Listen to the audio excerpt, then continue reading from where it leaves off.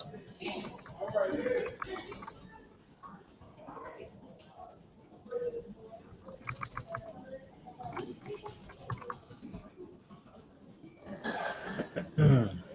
right. Hello, everybody. We're just gonna give some background today. Today is Monday, Political Monday. Uh, it's the month of March, so we are going to talk about a little bit of politics. One of the things I want to address is on one thing I think a lot of people have been addressing. I've seen now is this whole thing at the State of the Union. We have Lauren Boebert and Marjorie Taylor Greene. Um, basically heckle Joe Biden at his State of the Union. And then, there's a whole bunch of information and there's a whole bunch of talk to it.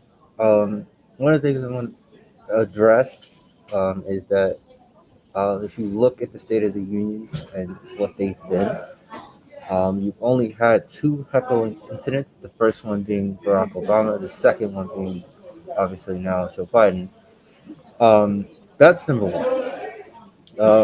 But really, really what this is about. And also, they try to turn this into Nancy Pelosi, you know, acted poorly at the State of the Union before the whole nine. You're going to say, oh, because Nancy Pelosi ripped up Trump's speech. We all know why she did it. Um, we all know why she did it. That reason has been said, and then that has been said upon multiple different people. We all know why she did it. She didn't do it because she felt, the need to. Um, but it was because of um, just one of the things where, um, of course, when Trump handed her the speech, she wanted to shake his hand. You know, the nice thing. And he, what does he do? He ignores her and just negates the hand. So in return, what does Nancy Pelosi do? She obviously rips his feet. So that's what one of the things that the Republicans keep doing, and they bring that up as one incident, and then also the other thing is again the January 6th committee. The January 6th committee again is bipartisan because you do have Adam Kinzinger, you have Liz Cheney um, on Representative Kinzinger and Representative Cheney on that committee as well. Um, and again, how I feel about that is just like, to be honest, like I feel like you know we all want to know what happened during January 6th. We all want to figure out why January 6th happened. So it's not, and the Republicans like to say, oh, we just want to investigate Trump, blah blah blah blah.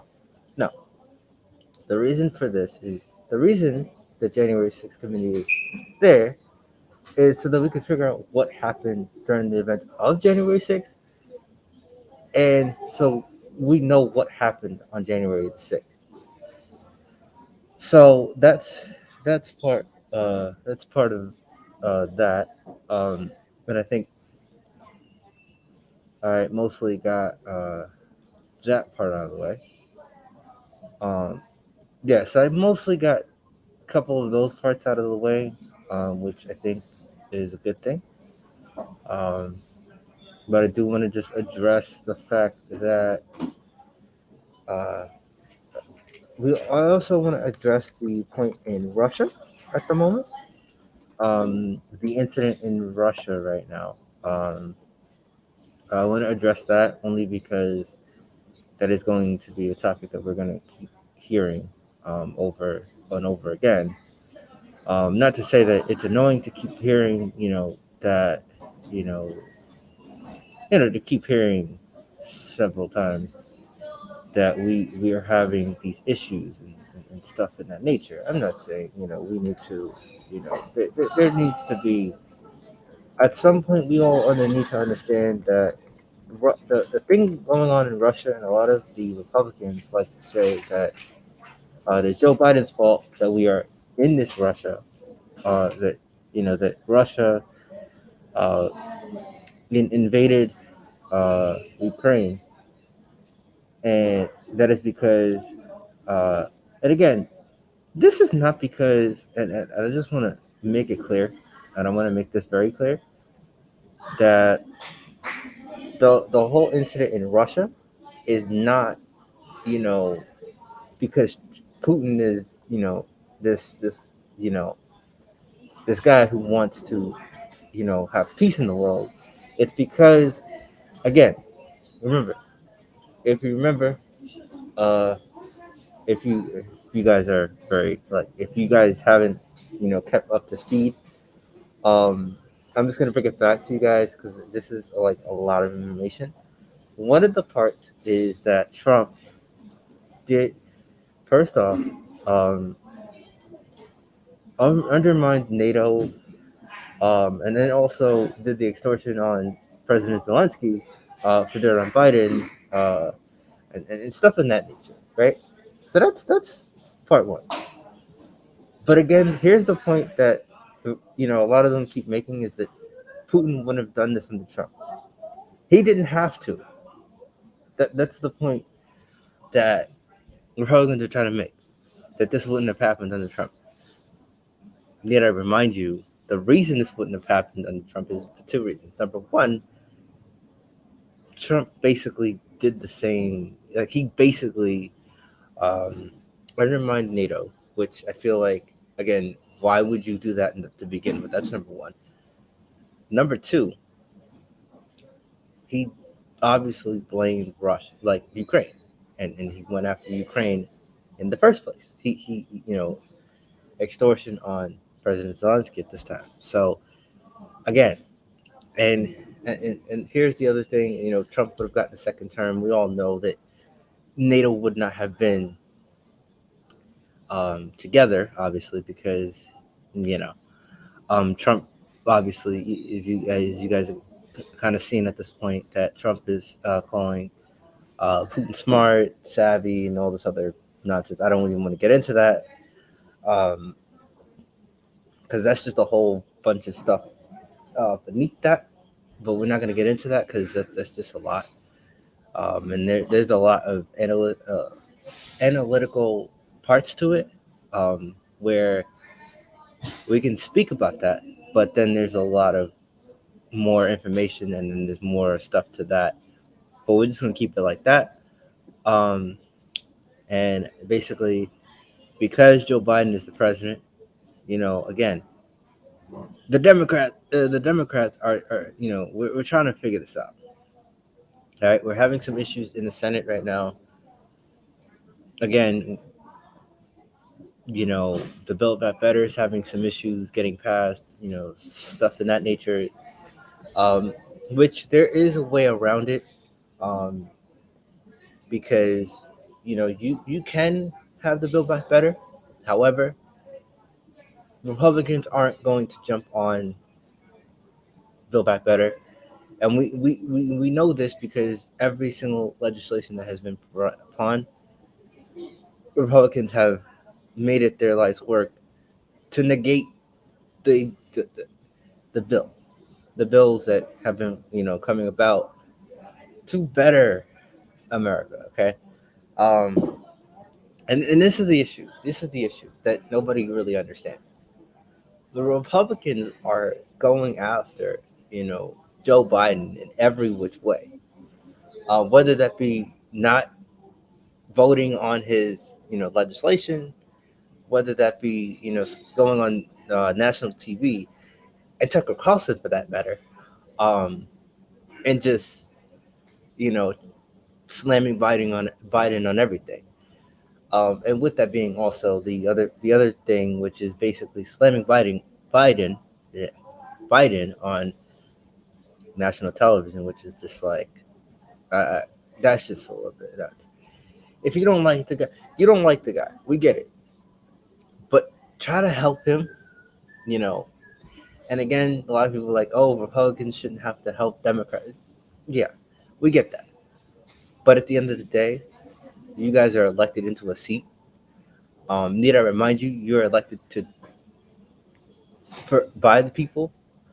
So you kind of gotta help, and kind of gotta respect the fact that you are elected into a seat that, of course, you are given by the people. So, and again, everybody does not realize that midterms are up this year, guys. So, um, I would remind everybody to go and, if you're in the states, um, make sure to go vote in the midterms. One moment. Um, that is number one. Um, and basically, one thing I'm going to say about that is, again, the Republicans are making this very difficult, right? The Republicans are making things very difficult. And it's only becoming difficult because the Republicans do not want to help.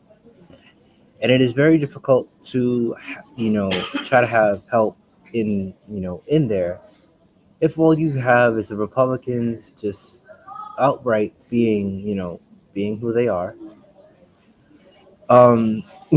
being those people who we don't like very much, and this would be, and this would be, honestly, this would be, undermining Biden on, and I'm not saying, oh, you guys have to like the guy. I'm not saying that, because everybody is going to be like, oh, you're saying, oh, like the guy. Like, no, I'm not saying you have to like him, but I'm just saying you gotta help the guy, get stuff done, right? And it's not like it's not like, the Democrats are trying to overthrow the country and stuff in that nature, which we all know the Democrats are just trying to fix issues. We all know that COVID-19 is one of the issues that is still rampaging around the country. Uh, so a lot of states right now have either lessened their mask mandates or completely, um, absolved their mask mandates. But again, still watching the data, still watching everything at the moment, and we're trying to figure out. We're trying to figure this out. Everybody is on the same page. We need to get out of COVID. I think like the Republicans would agree, and I think the Democrats would also agree that COVID is one of the issues that we need to get through, and we need to, put an end to COVID. Right? But I do feel like the Republicans do need to. I'm not saying like we know that they're crazy, and we know that they just say outlandish things and craziness things, but we, like as a people, we gotta. There's two things. We have to be able to, you know, we have to be able to, as a country, come together. But we know that, we're having some issues in the Senate, and of course, as everybody, is talking about, it is the heckling incident, at the State of the Union with, President Joe Biden. Now, I do want to address part of that, so bear with me.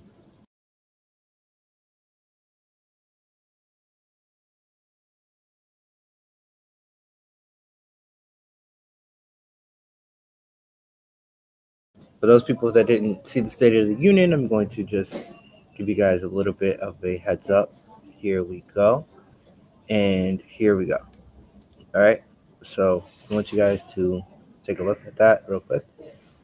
Um, and we'll also have an analysis, at the moment. We'll also have analysis to go along with this as well. The joint session will come to order. The chair appoints as members of the committee on the part of the House to escort the President of the United States into the chambers.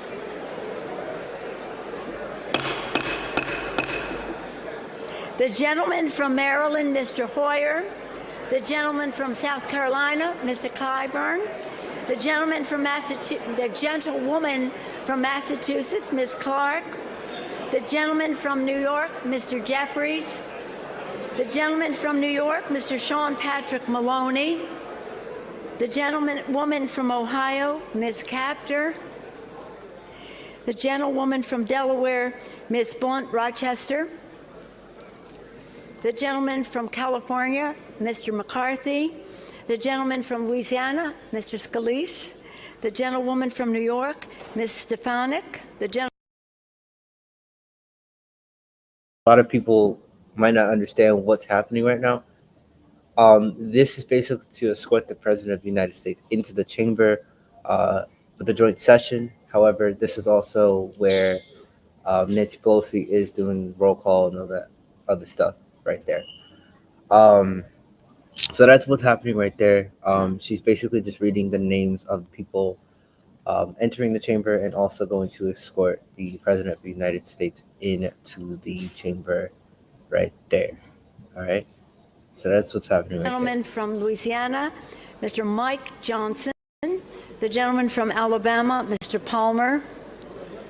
The gentleman from Oklahoma, Mr. Cole. The gentlewoman from... As you guys see right there, that is the second first gentleman. I forgot his name. I know his name, but I just can't think of it right now. I know who it is. This is the second gentleman. First gentleman is here. And then the president of the Senate is the Senate, and the joint session is Kamala Harris, so she's up there. And then you will see that everybody here has a blue and yellow flag in support of Ukraine. So you'll notice that, and a couple of things you will notice or hear Joe Biden speak about. You're going to hear like a little bit of the issue with Ukraine, Ukraine, Russia, and there's a whole bunch of other stuff. And we're also going to get to that part where Marjorie Taylor Greene and Lauren Boebert heckle Joe Biden, and we're going to have some commentary on that. So we're going to have some commentary as long with the video. So I will stop every couple seconds and just give commentary to what is going on and just to explain what is going on, and then we will have some analysis to what is happening.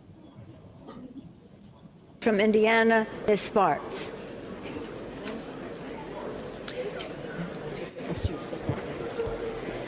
The President of the Senate, at the direction of that body, appoints the following senators as members of the Committee on the part of the Senate to escort the President of the United States.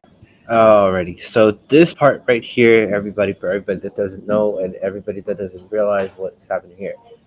So so the names that are there to escort the President of the United States into the chamber.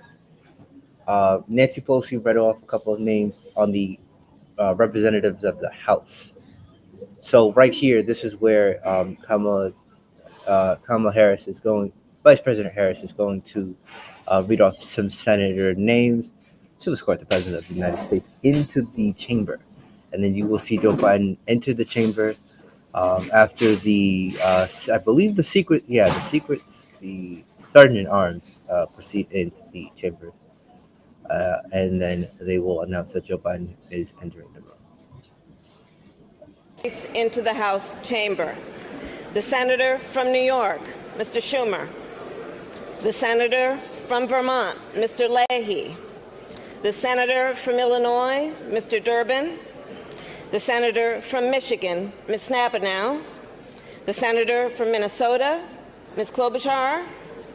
The Senator from Wisconsin, Ms. Baldwin. The Senator from Kentucky, Mr. McConnell. The Senator from South Dakota, Mr. Thune. The Senator from Wyoming, Mr. Barrasso. As you guys see in this little clip, or as you guys see right there in that little camera segment, you will notice that here is Lauren Boebert. And I believe sitting next to her is going to be Marjorie Taylor Greene. As you guys can see, there are some notable faces there, so I will be pointing out some faces that you will see. Right now, I see Lauren Boebert right at the moment. The senator from Iowa, Ms. Ernst. The senator from Missouri, Mr. Blunt. And the senator from Iowa, Mr. Grassley. The members of the escort committee will exit the chamber through the lobby doors.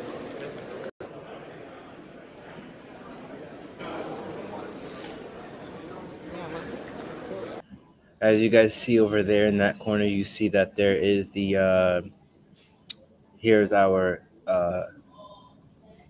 Pentagon people over there. You're gonna see that there is Justice. Some of the faces you'll notice is Justice Breyer and Justice Amy Coney Barrett, and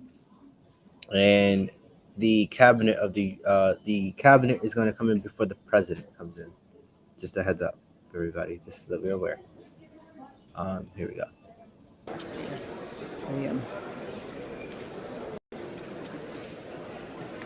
Now we wait for.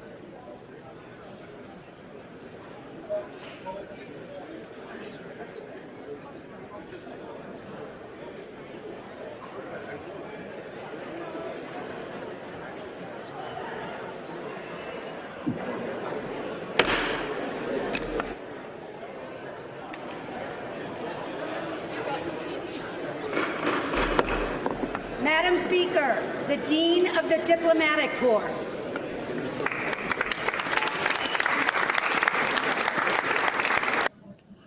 All right, so this part here is where they're going to start entering people, and you're going to notice that there will be either a representative or a senator behind.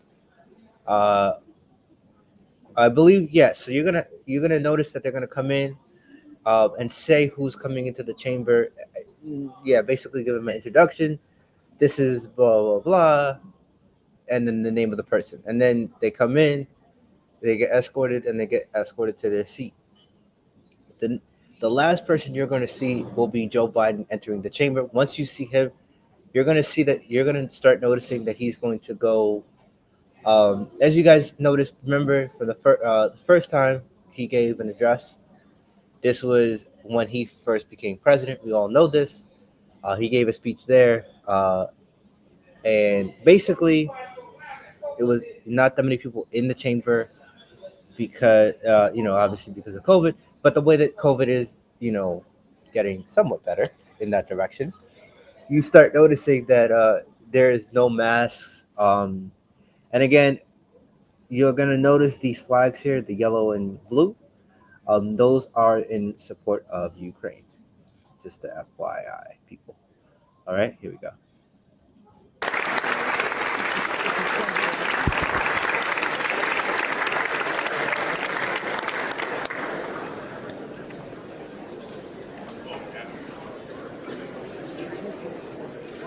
Cabinet.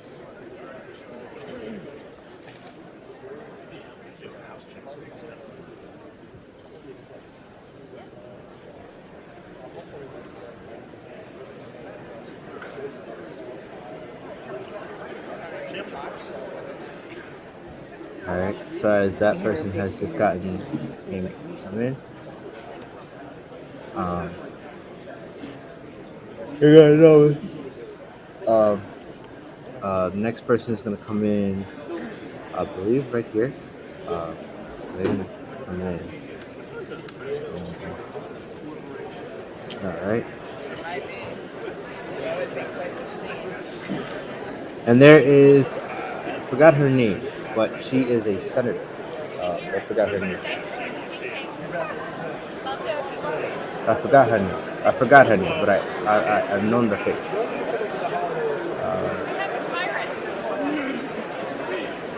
As you guys can hear, there is a little bit of conversation in the background. As you will notice that there is a little bit of conversation happening in the background of, there's a little bit more people, you see these people on the balcony, or I'm sorry, no, not the balcony, what is that? I don't know the name of it, but they're sitting. They're obviously sitting in the back, the very back. You're gonna notice that First Lady Joe Biden is going to come in. Dr. Joe Biden is going to be among these people sitting.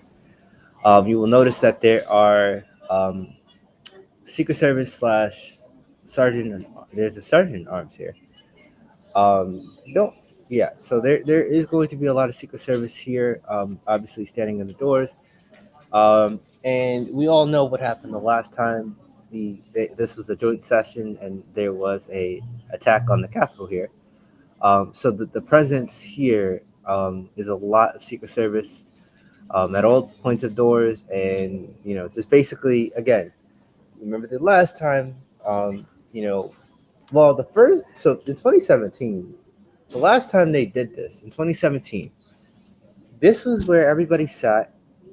I was in Washington, came in, sat down, and you'll notice that when Joe Biden was over there, was where Kamala Harris was. You're gonna notice that he was heckled, and there was a lot of commotion. So basically, it's not his first time in the chamber, because remember, he has been a senator. He was a senator from Delaware, then he became vice president, and then now he is the president. So he will be the one speaking. So I think, just to give a little bit of um, how different this is for Joe, the feeling for Joe Biden, I feel like just a little bit of um, a perspective on his side. This is not the first time he's come into this chamber. He was a senator. If you guys remember, he was a senator, so this was his job. He came in and did his job here, um, and then he was also vice president for 2 years. I'm sorry, for 8 years here, um, but in the White House. But the last election, for the last two elections, in 2008 and 20, yeah, so we had 2008, I'm sorry, yeah, so basically, I'm sorry, in 2014, and then again in 2017. So 2012 and 2014, remember, 4 years is there. So basically, again, they don't start till the January. So this time around, this election, 2024, they don't start till 2025. So their 4 year term does not start till 25. Um, and again, we don't see, and this is the other thing. One thing that a lot of people, I think, on the Democratic side want to figure and want to know is, will Joe Biden run again in 24? That is to be. I mean, I'm just gonna say what I think. And what I think is Joe Biden will run again in 24. I have a feel like he might run again in 24, but just in case he doesn't run in 24, you know, Democrats, we got to figure out, the Democrats have to figure out who they want to get the nomination, and then obviously become the Democratic nominee for president. Um, and a lot of people have been also wondering about our former president, President Trump. Obviously, he was acquitted on both impeachments. The last impeachment was brought up for this insurrection that happened on January the 6th. So that is the last impeachment that he was acquitted on. But here's the other thing: is you had a lot of the Republicans saying that he bared responsibility for what happened on January the 6th. However, when it came time to vote on either acquitting Donald Trump or convicting him uh, of uh, of inciting an insurrection, Republicans, obviously there was not that many Republicans voting to convict Donald Trump on that charge. Um, and again, just a heads up, this would have barred Trump from ever running for federal office again. But again, he was acquitted on that second impeachment, so we don't know if he's going to run in 2024. But you know, there is a point where if he runs again in 24, there's not going to be there's going to be some people that will obviously you know definitely um, probably run against him, but some people, will not. But you will see that, and again, Pence was asked this question: would he run in 24? um, and again, he was also asked if Trump was to run again in 24, would he be vice president again for Trump? And we all know that Vice President Pence has already come out and say that that Trump was wrong for. We all know that. I don't know if you guys know, but there was a thing where that um, if you guys have realized this, that Vice President Pence um, came out and said that President Trump was wrong. That he just admitted that President Trump was wrong, and that's one thing that I think like a lot of people were either waiting for or were unsure that that Pence was going to, and that's like the one thing that you'll notice. You notice that Pence is a little bit more vocal against Trump. You'll notice that he clearly said that Trump was wrong in the fact that he had no right. And again, that's the other thing. Again, January 6th is a ceremonial thing where the vice president is the president of the Senate, and they don't have any official power to either um, give the presidency to whoever has the least votes, and they have to go to the Constitution and stuff like that.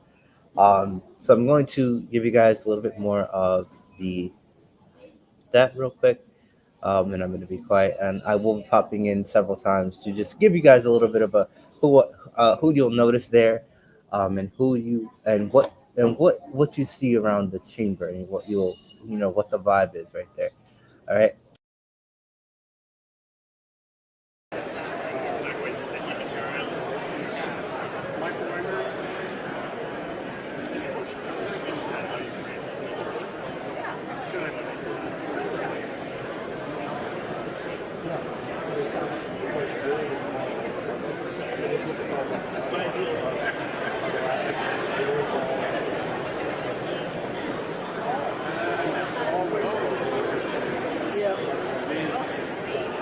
They've still got a few more meetings.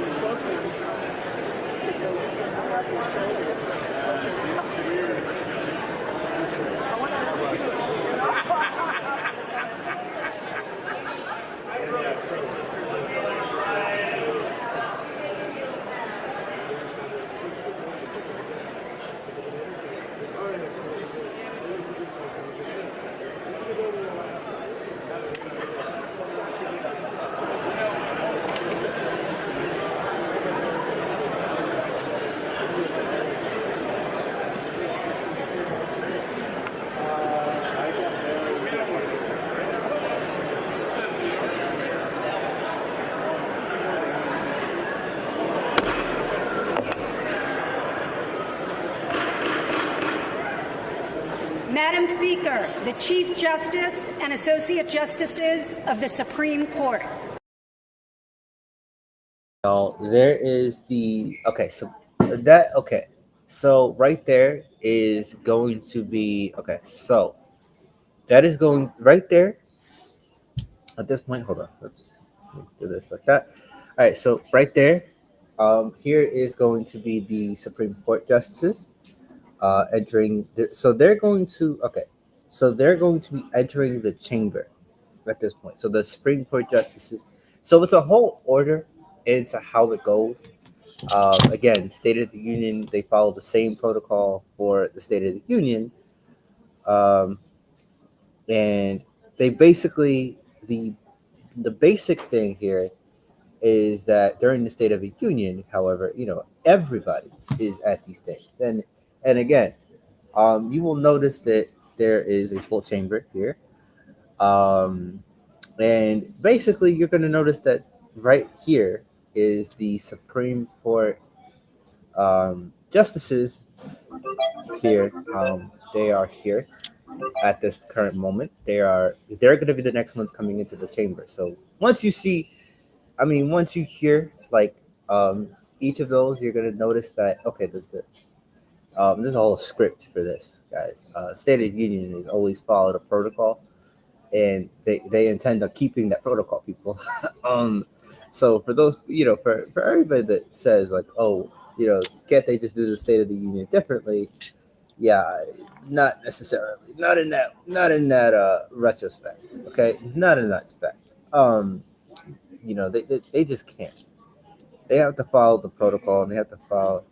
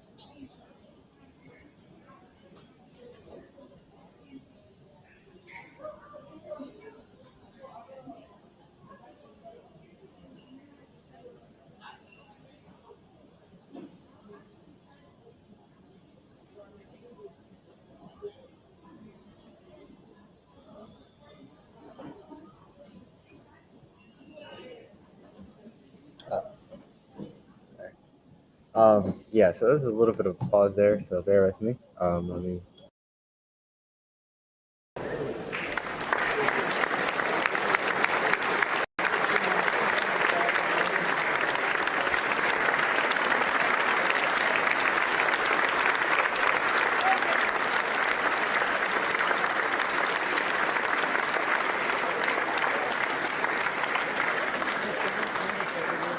New York, we have a budget problem. 7 million New Yorkers depend on Medicaid, but funding for the hospitals that rely on it hasn't kept up, leaving safety net hospitals stretched thin and threatening access to care for patients in at-risk rural and urban communities. We can fix it. Fund our front lines.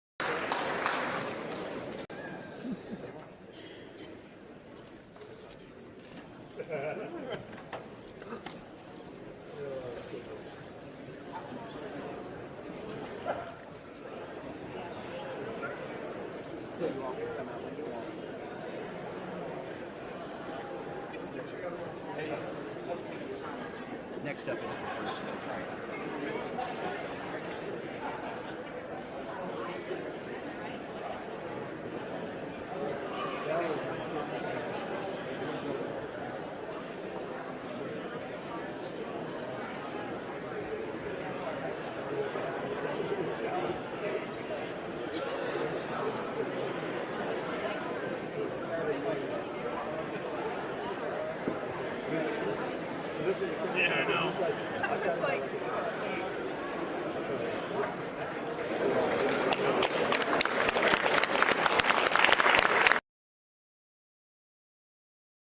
Right there is Miss Dr. Joe Biden entering the chamber. So we all know that Joe Biden is going to enter the chamber at a certain point, but this is the point right here where I'm sorry. Let me just backtrack a little bit because there was a little bit delay, and I kind of didn't say this. Um, you kind of so you saw the justices come in, and now here is the first lady. So the first lady's here, and again, you're gonna notice that almost everybody has on yellow or blue, in support of Ukraine.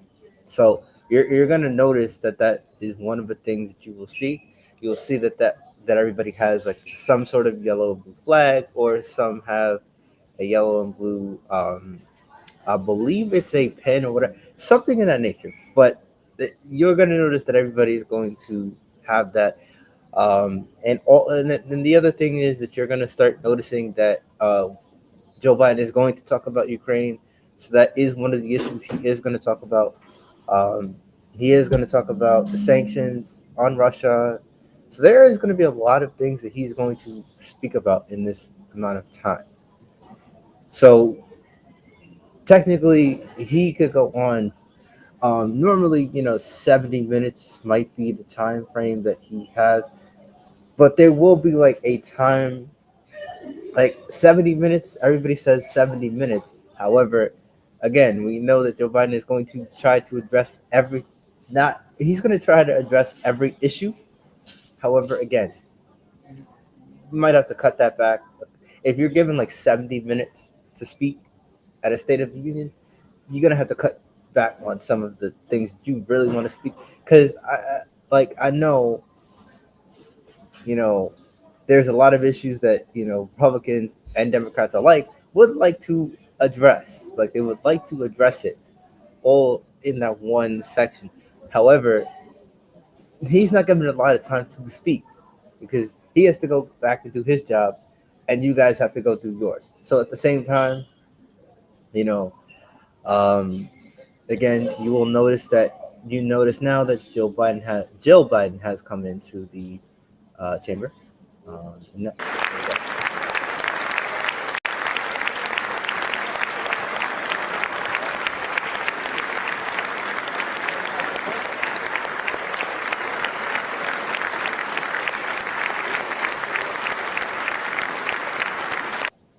And this lady right here is the Ukrainian. Joe Biden is going to say who she is. He's going to eventually he's going to say who she is. So be reminded that he is going to address. So before he even speaks, he's going to address two things. He's going to address the Democrats. He's going to address the Republicans. He's also going to address everybody. He's also going to address the First Lady. He was also going to address this lady right here who is from the Ukraine.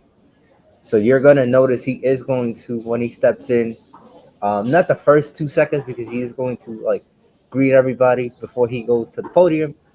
But that first couple seconds he starts speaking, he is going to talk about, he's going to address everybody in the room, and just say basically he's going to go around and say hello to everybody, and then once he goes up to the podium, he is going to then speak about he is going to address everybody in the room, and just kind of go over, like basically give everybody like a hello, and just speak like, okay, hello, everybody, thank you for not basically not like that, but he is going to address the First Lady. He is going to address that the justice, some justices, I don't remember which ones he is going to address, but he is going to address a few. And he is also, not only is he going to address some of the justices, he is going to address his cabinet members. He's going to address Republicans on the representative and Senate side. Again, same thing on the Democratic side. He's going to address them. And he is also going to address everybody in the room. So he is going to acknowledge that everybody is there. And he's going to acknowledge who is there. So you're going to see him do that. And then the following thing is he is going to start his State of the Union. So you're going to notice that right now, you notice that the Ukrainian foreign minister is here to watch Joe Biden speak. So just a heads up here.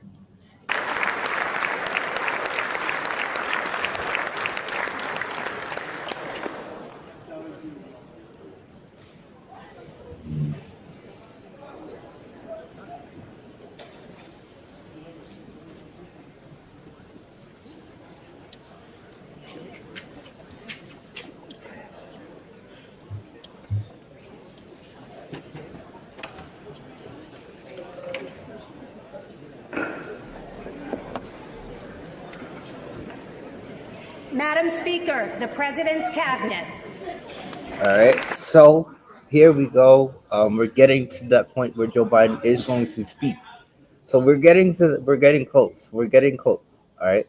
So here is we just sat down. The Supreme Court. They're seated more to the left hand side. But if you are, if you're staring at it from where you're sitting, like from the camera angle, you're going to notice that they're on to the right hand side of the camera. But in reality, if it's the opposite direction, you're going to notice that they're on the left hand side in the front, I believe, in the front row. That's so that we had them sit down. We have the senators and the House of Representatives sitting down. They're also waiting for the president to step down as well. So we're waiting for him to step down as well, to greet him and stuff like that. That's number one. Now, towards the right-hand side, you have the second gentleman who is sitting there. The second gentleman is there. You have the Joe Biden who is there.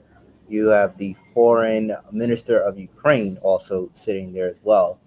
And now they have just addressed that the president's cabinet has now proceeded into the chamber. So once they come and sit down, I believe the next person should be Joe Biden, but there might be a person before him. I don't remember. There might be a person before him or after him. I mean, I'm sorry, before him, because right now we are at his cabinet. All right, so here we go.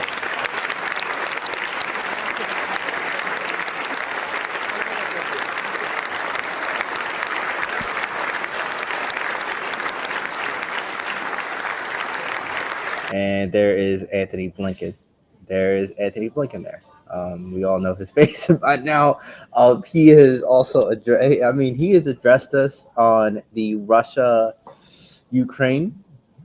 So he has kind of addressed us on the Russia-Ukraine. Um,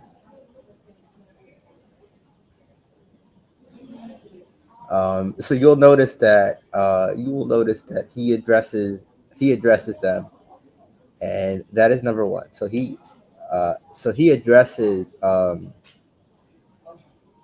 uh, he addresses them.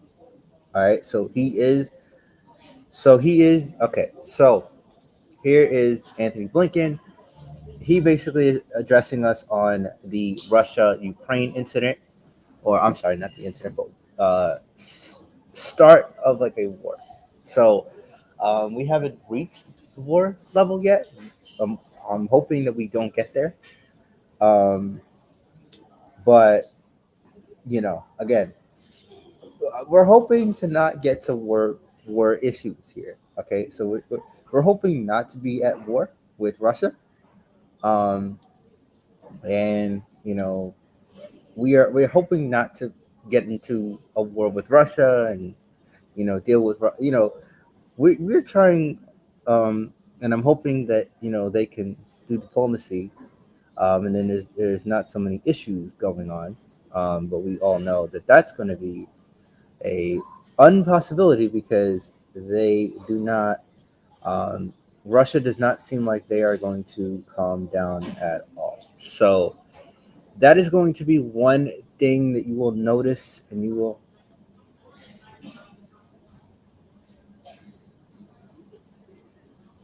So that is one part of it that you will notice that that is one person speaking that you will. So you're going to notice that Anthony Blinken is going to come in, and they're obviously he's going to address Russia, Ukraine. Um, Another thing he's going to address the incident with inflation. He's also going to address his son, um, and a lot of people, are, you know, hoping that Trump comes in 24. So,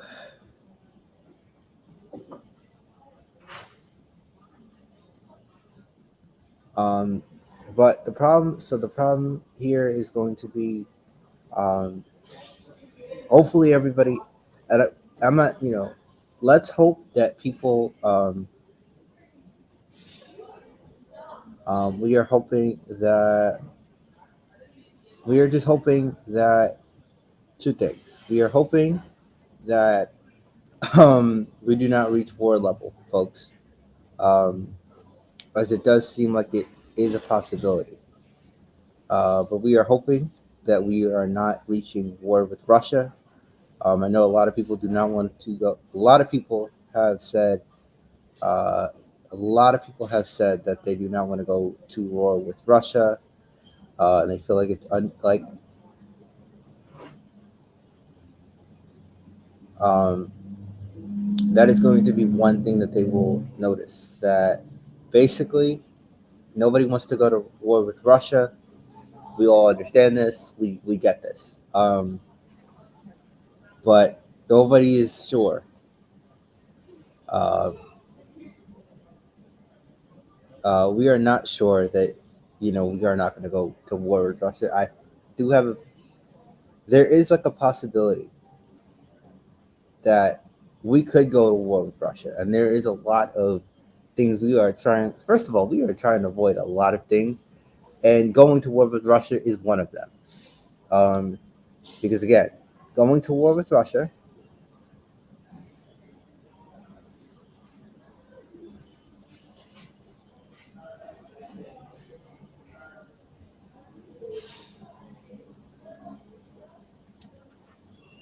um, one thing that you will notice, um, like one thing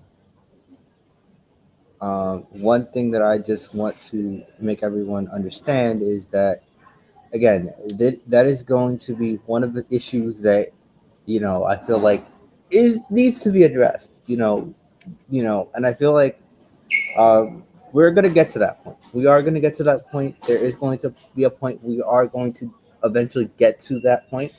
We are going to have that conversation. Um, and we are going to get to that conversation. But there is a lot more that, that Joe Biden could say. And again, we are going to see that in a couple of weeks coming through. Again, it's not like, you know, Joe Biden could say the right thing at this moment and say, "Oh, we're gonna go to war with Russia." So I do feel like, you know, we are gonna have that conversation. We're gonna try to, see what the plan is for Russia. We're gonna try to see what the plan is.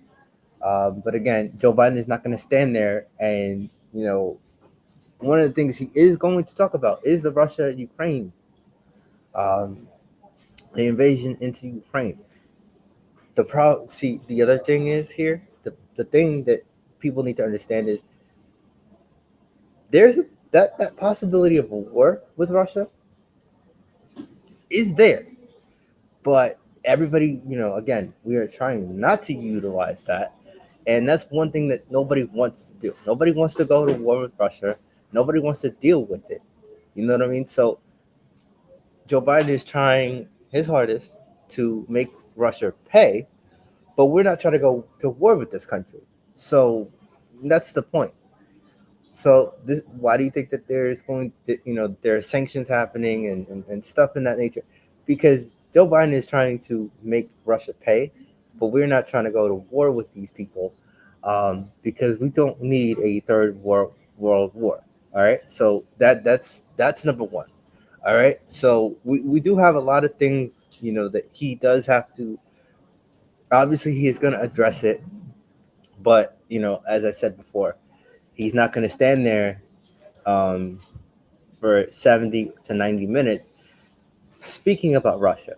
And he is going to talk about Russia, but everything that he wants to say about the incident not going to happen right there, right then and there. You will see that there will be like a press conference where he will have that conversation. But at this point in time, he is not going to have that conversation at this State of the Union. So, folks, just a reminder, he is not going to have that conversation right there. And that's one of the things that y'all got to understand, that, again, he is given a time frame. So if you guys think that he is just there, yeah, he's there, but he's given a time frame to speak. But again, he is speaking. A lot of people did say, a lot of people have said that he will, that he will speak that he will speak about Russia. However, we do not know what the plan is. All right. All right. So let's keep it moving, because right now we are at the Anthony Blinken. Let's proceed.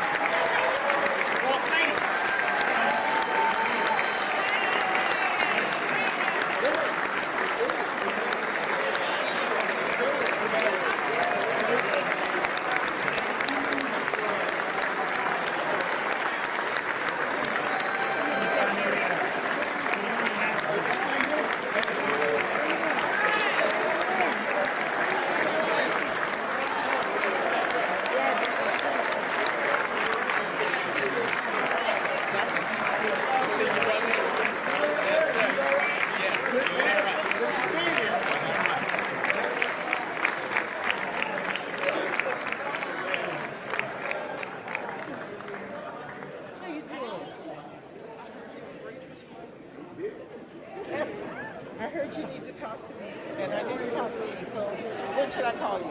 Tomorrow we can. And Okay. I'm gonna do anything that we can. I call a few ambassadors, Okay. about tomorrow, but whatever. So we talk. Okay. there's a little bit of chatter going on.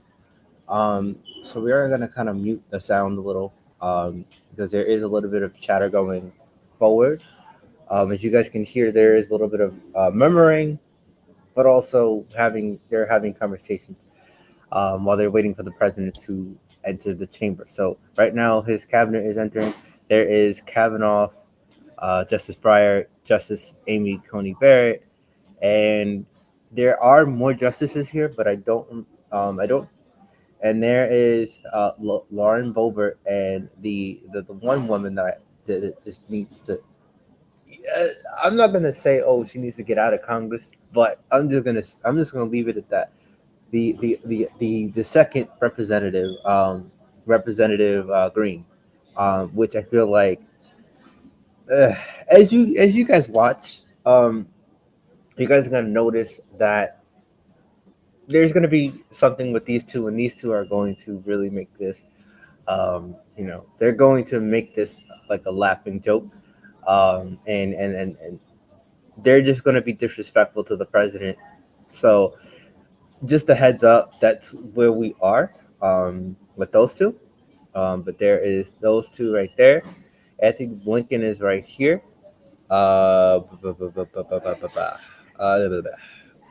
Trying to see if there's anybody else I could name right off the bat here, but um,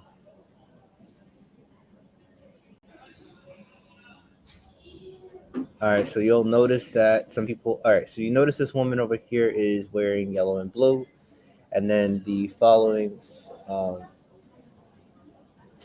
the following lady over here is wearing the "We Stand with Ukraine." So basically, I think what it says is we stand with Ukraine, and then you see the bottom it says Ukraine.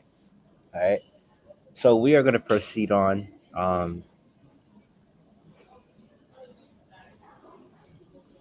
Once again, there is a lot of murmuring at the moment, so we are going to kind of just watch this as it goes. But there is a lot of murmuring going on with a lot of folks at the moment. So, uh, yeah.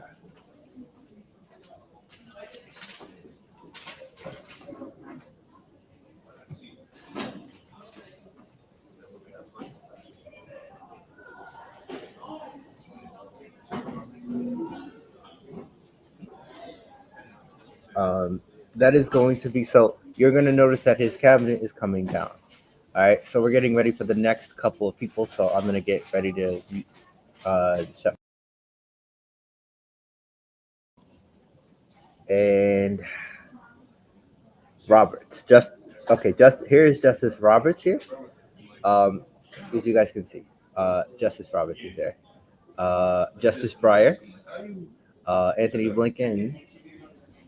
Those two, though we already established that those two are there. Um, I'm trying to figure out, is there anybody else that we could name right off the bat? But here we go. The next set of people are going to be lined into the chamber. All right, bet. So there is going to be a lot of murmuring. All right, here we go. The next person should be rolling in right here. All right, so the next person should be rolling in here right about this moment. We are going to see who this next person is, which I believe might be the president. It might be the president. It might be somebody else before him. But we're going to see. So just take a look.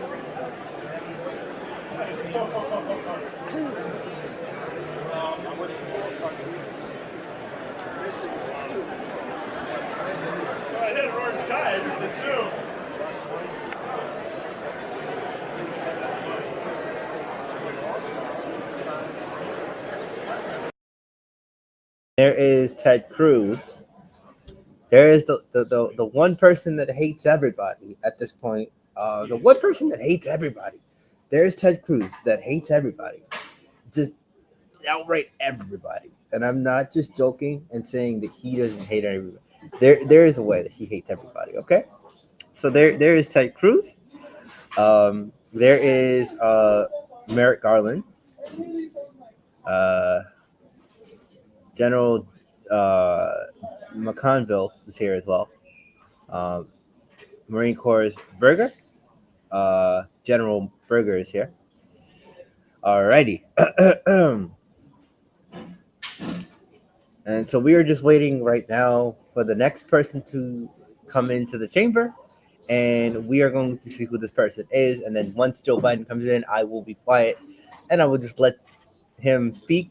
But there will be times I will come in and I will just give a commentary to some of the things that he addresses. But one of the things, again, he is going to address everybody in the chamber once he comes in. After he, comes in, he shall be coming in momentarily. So he will be in momentarily. There will be like a point where he does come in, and he shall be either coming in right about now. So we will see who the next person is, and the next person should be the President of the United States. Here we go.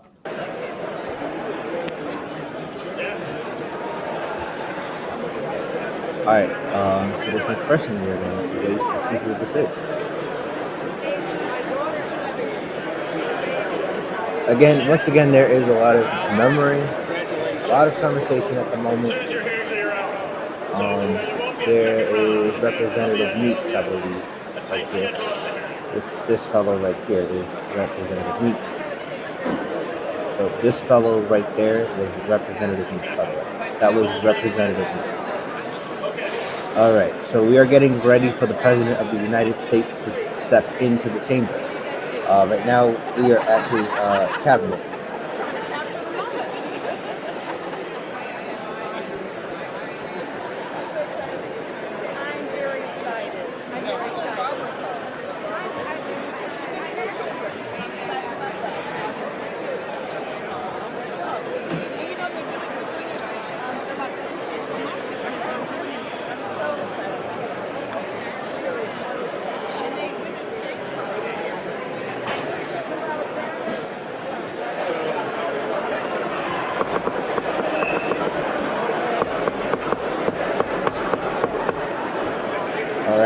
So, the President of the United States will be stepping in momentarily. This is the moment, y'all. Madam Speaker, the President of the United States. There we go. And there is everybody. And there is the United States. But here is the President of the United States. There is our President Joe Biden right there. He is greeting everybody as he comes in. As you guys can see, there is a lot of... There is a lot of, as you guys can also hear, somebody did say Joe, but I don't know who the person was. But there was a person that did say Joe. And, so as you guys can see, as he walks, there will be stopped a couple seconds ahead of him. But he will be going around and greeting everybody. And once he does that, he will be greeting. So right now he is greeting everybody at the moment. So he is greeting everyone at the moment. So again, like I said, this is Political Monday.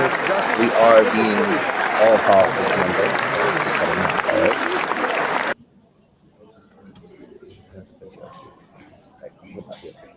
What she says.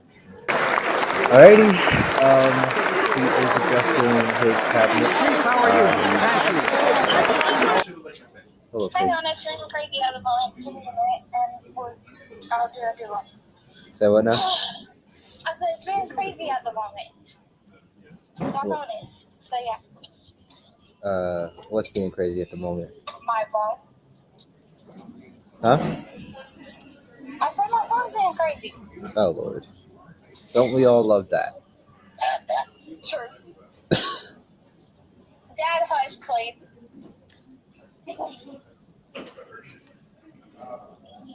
Alright, you good? Yeah, I'm fine. LOL. You sure about that? Yeah. Alright. Just keep the doggy.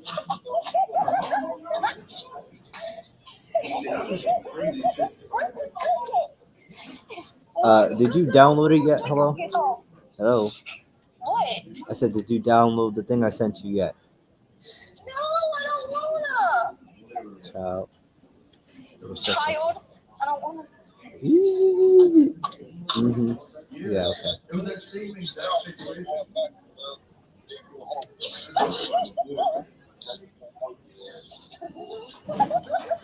True.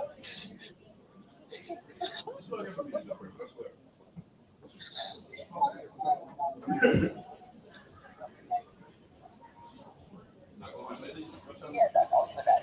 She would actually murder me over that stupid dog. I'm going to shut up. Let him come in. And once he comes in, again, he's in.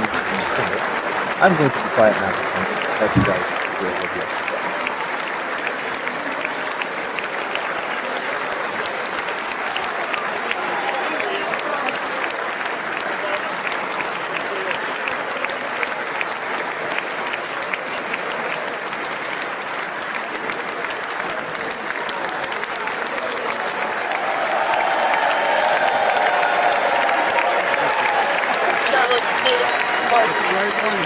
Alrighty, so he has now stepped to the podium, folks.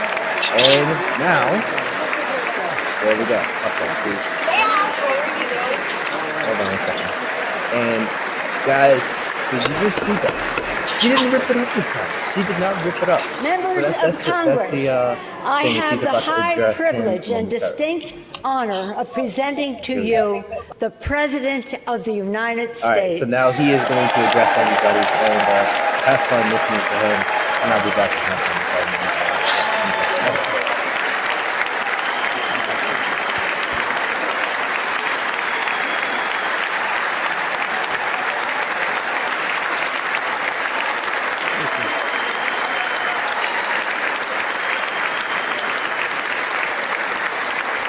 Thank you, thank you, thank you.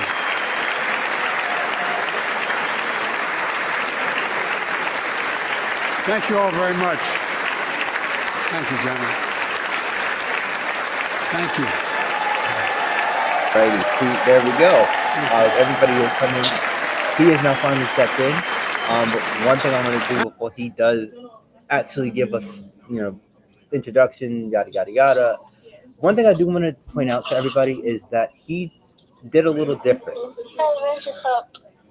And one thing that he did do, one thing that he just did, is you see that everybody is kind of, greeting him with like a hello and just cheering him on as he is getting ready to speak for about 90 minutes. The top time that he will be speaking for will be about 90 minutes. But I believe 70 to 90, but I don't know which one. So right now this goes for an hour, so technically he will be speaking for that long time. He will address a couple of things, but again, don't go crazy. We've been going for an hour and 15 already. Obviously, so I'm going to let him address everybody. And throughout the speech, I am going to stop and I'm going to just kind of have a commentary. Especially when it got shoved down your butt before. Alrighty.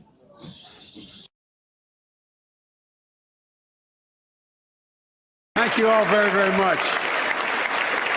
Thank you. Please. Thank you so much. Madam Speaker, Madam Vice President, our First Lady and Second Gentleman, members of Congress and the Cabinet, Justices of the Supreme Court, my fellow Americans. So what did I do?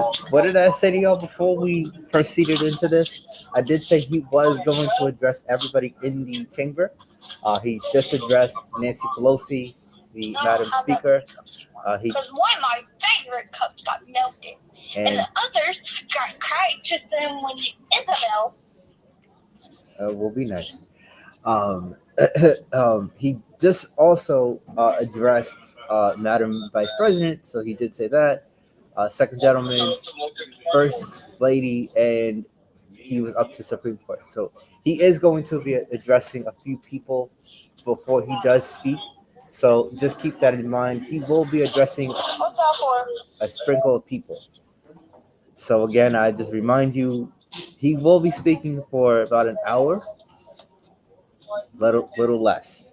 So we are hoping that he does speak for an hour, but again, he could stop speaking at any moment. But let's let him finish before I get exhausted. And like I said, I have not had a cup of coffee this morning. Also, Monkeys are in my bedroom. I don't. Last year, COVID-19 kept us apart. This year, we're finally together again. Tonight,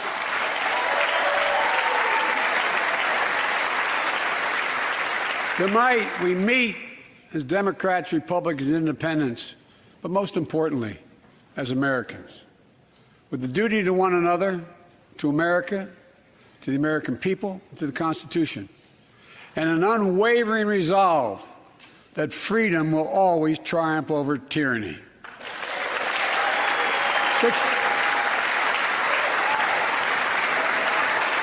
Thank you. We gotta tell people that Liberty Mutual customizes car insurance, so you only pay for what you need. And we gotta do it fast. Woo! New personal record, Limu! Only pay for what you need. Liberty, liberty, liberty, liberty.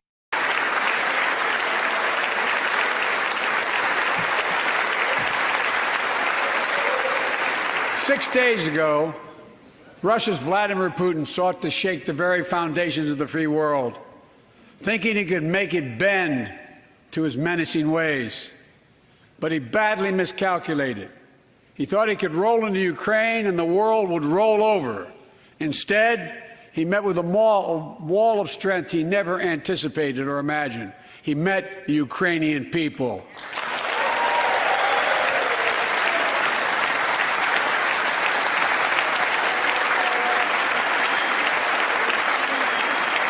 From President Zelensky to every Ukrainian, their fearlessness, their courage, their determination literally inspires the world.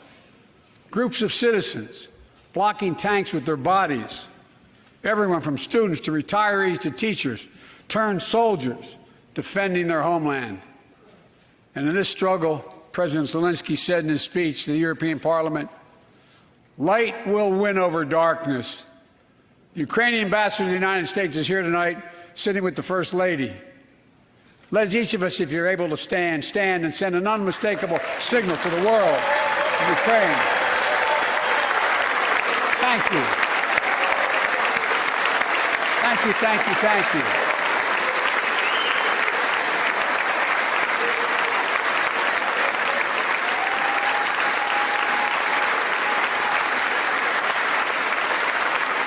She's bright, she's strong, and she's resolved.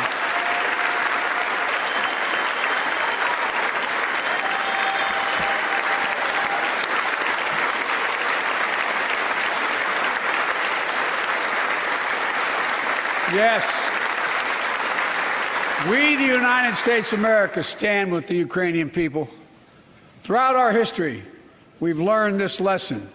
When dictators do not pay a price for their aggression, they cause more chaos. They keep moving, and the cost, the threats to America and America to the world keeps rising. That's why the NATO alliance was created, to secure peace and stability in Europe after World War II. The United States is a member, along with 29 other nations. It matters. American diplomacy matters. American resolve matters. Putin's latest attack on Ukraine was premeditated and totally unprovoked. He rejected repeated efforts at diplomacy. He thought the West and NATO wouldn't respond. He thought he could divide us at home, in this chamber, in this nation. He thought he could divide us in Europe as well. But Putin was wrong. We are ready. We are united, and that's what we did. We stayed united. We prepared extensively and carefully. We spent months building coalitions of other freedom-loving nations in Europe and the Americas, from America to the Asian and African continents, to confront Putin. Like many of you, I spent countless hours unifying our European allies. We shared with the world in advance what we knew Putin was planning and precisely how he would try to falsify and justify his aggression. We countered Russia's lies with the truth. And now that he's acted, the free world is holding him accountable, along with 27 members of the European Union, including France, Germany, Italy, as well as countries like the United Kingdom, Canada, Japan, Korea, Australia, New Zealand, and many others, even Switzerland, are inflicting pain on Russia and supporting the people of Ukraine. Putin is now isolated from the world more than he has ever been. Together,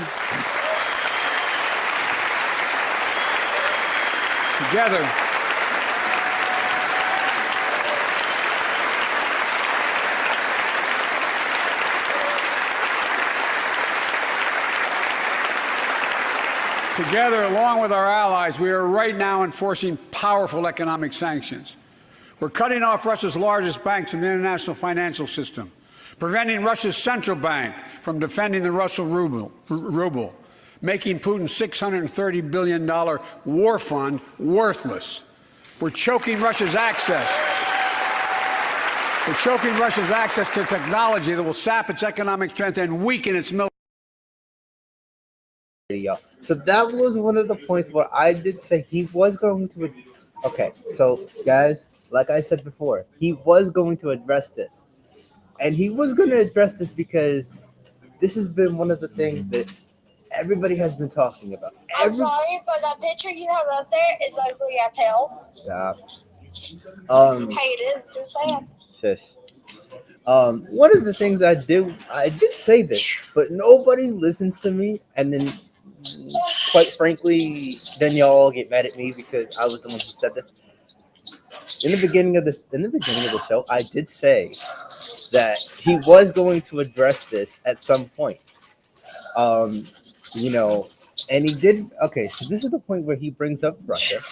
We all know what is happening at the current moment in Russia. We all know what is going on in Russia at the moment. We all know it's done it. It's all crazy at the moment. Done it. And one of the things I do want to bring up that is a little. Did you poison it? You sure about that? One of the, I had a court for that. For a reason.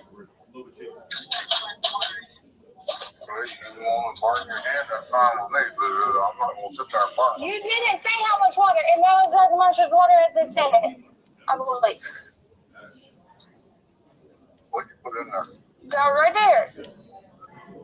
So, one of the things I do want to address really quickly is and that was 1/4 of a cup. One of the things I wanted to address was going to be this one thing where he is going to talk about the sanctions in Russia. He's also going to address one of the other points, and one of the other points he is going to address is going to be the weakening of Russia's military. So, without further ado, folks, I'm going to let him speak, and we are going to have conversations.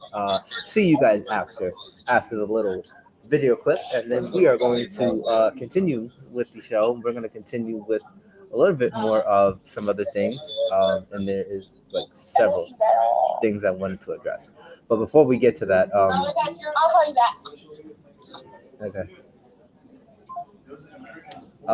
One of the things I will address momentarily is one of the things we are going to address, and again, this is something, everybody wants to address at the moment, and I know everybody is frustrated. I get it. We're going to address it. That is one thing we are addressing, and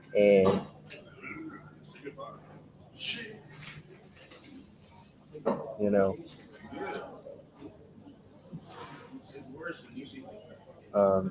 are going to address the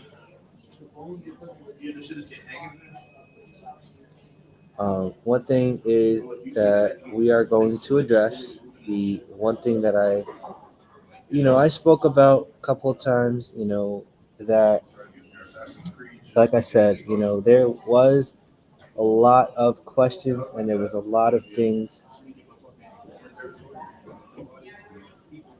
Um, one of the things I did speak about, um,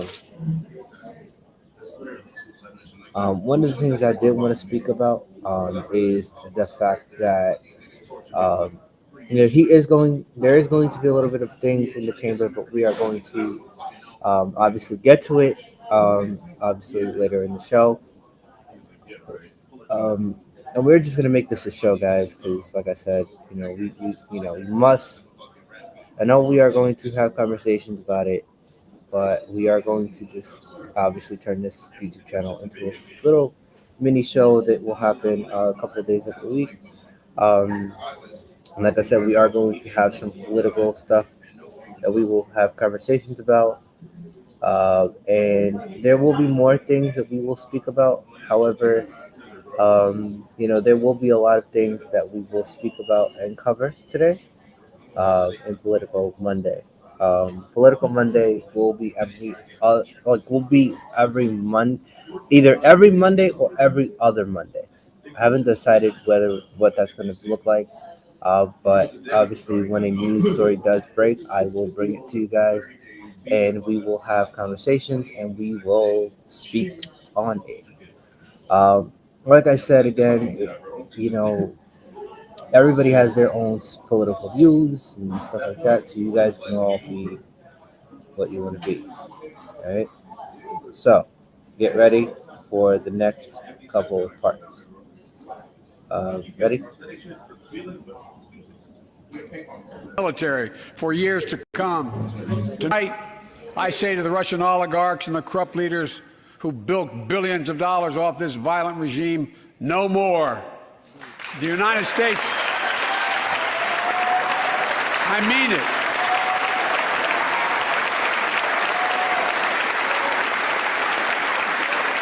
The United States Department of Justice is assembling a dedicated task force to go after the crimes of the Russian oligarchs.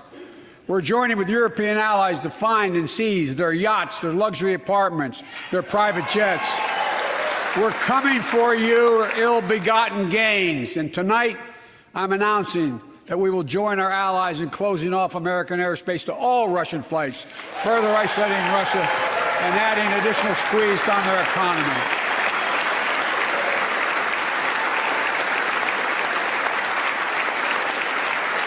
He has no idea what's coming. The ruble has already lost 30% of its value. The Russian stock market has lost 40% of its value, and trading remains suspended. The Russian economy is reeling, and Putin alone is the one to blame. Together with our allies, we're providing support to the Ukrainians in their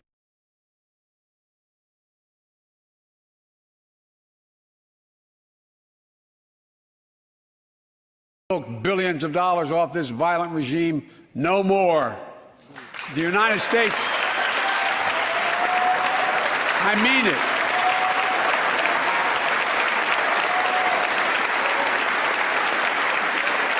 The United States Department of Justice is assembling a dedicated task force to go after the crimes of the Russian oligarchs. We're joining with European allies to find and seize their yachts, their luxury apartments, their private jets. We're coming for your ill-begotten gains. And tonight, I'm announcing that we will join our allies in closing off American airspace to all Russian flights, further isolating Russia and adding additional squeeze on their economy.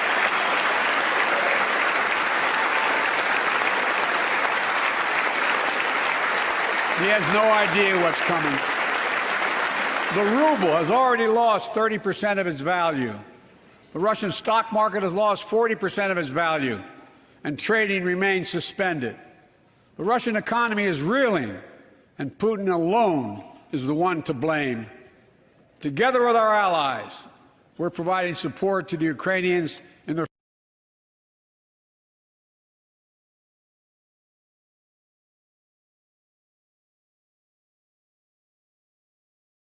further isolating Russia.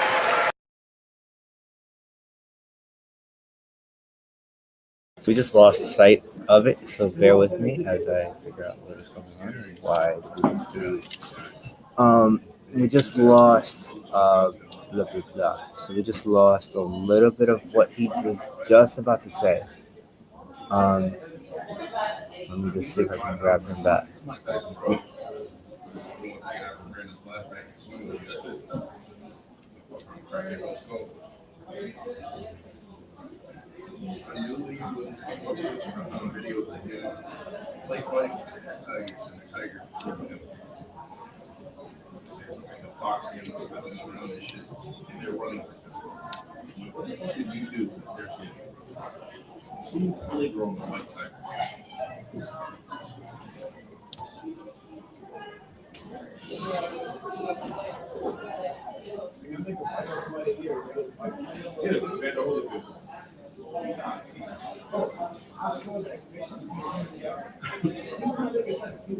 The camera went down. Alright guys, so while we're trying to figure out what the issue was, while that happens, yeah, I don't know what happened. I was just sharing the screen and then out of nowhere the screen went black. So I don't know what happened over there on that end, unless it got dropped or something, I don't know. So we will see.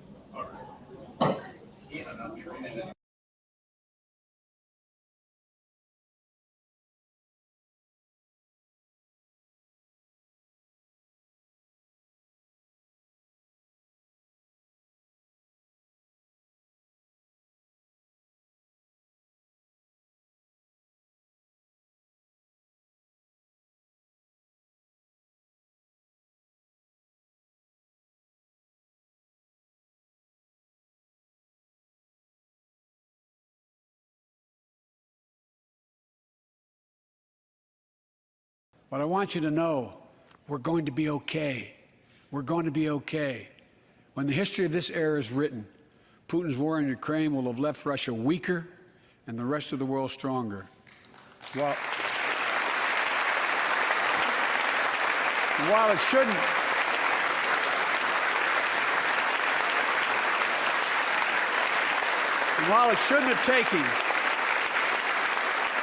have taken something so terrible for people around the world to see what's at stake, now everyone sees it clearly. We see the unity among leaders of nations, a more unified Europe, a more unified West. We see unity among the people who are gathering in cities and large crowds around the world, even in Russia, to demonstrate their support for the people of Ukraine. In the battle between democracy and autocracies, democracies are rising to the moment, and the world is clearly choosing the side of peace and security. This is the real test, and it's going to take time. So let us continue to draw inspiration from the iron will of the Ukrainian people. To our fellow Ukrainian Americans who forged the deep bond that connects our two nations, we stand with you. We stand with you. Putin may circle Kyiv with tanks, but he'll never gain the hearts and souls of the Iranian people. He'll never extinguish their love of freedom, and he will never weaken the resolve of the free world.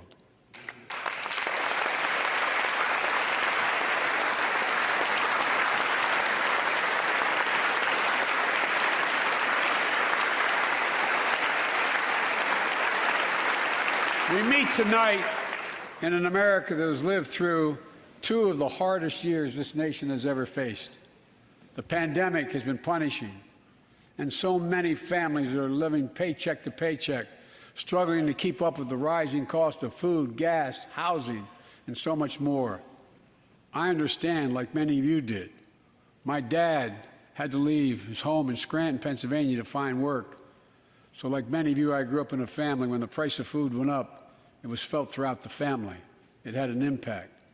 That's one of the first things I did as president was fight to pass the American Rescue Plan. Because people were hurting. We needed to act, and we did.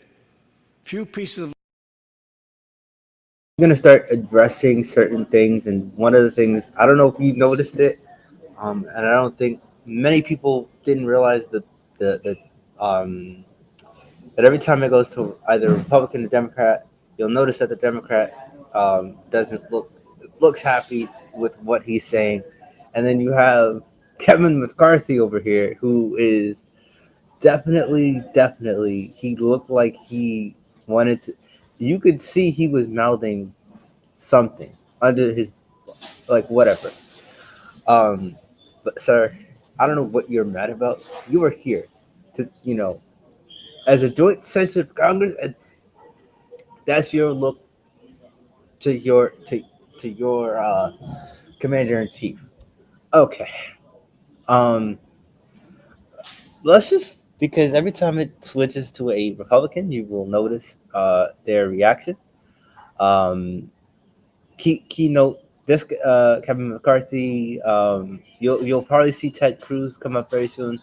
But keep in mind of his facial reactions to what Biden says, and stuff like that, because there will be more, and I'm not surprised with how they react. And then we are going to also get into some of the stories happening at the moment, which will be the Trump.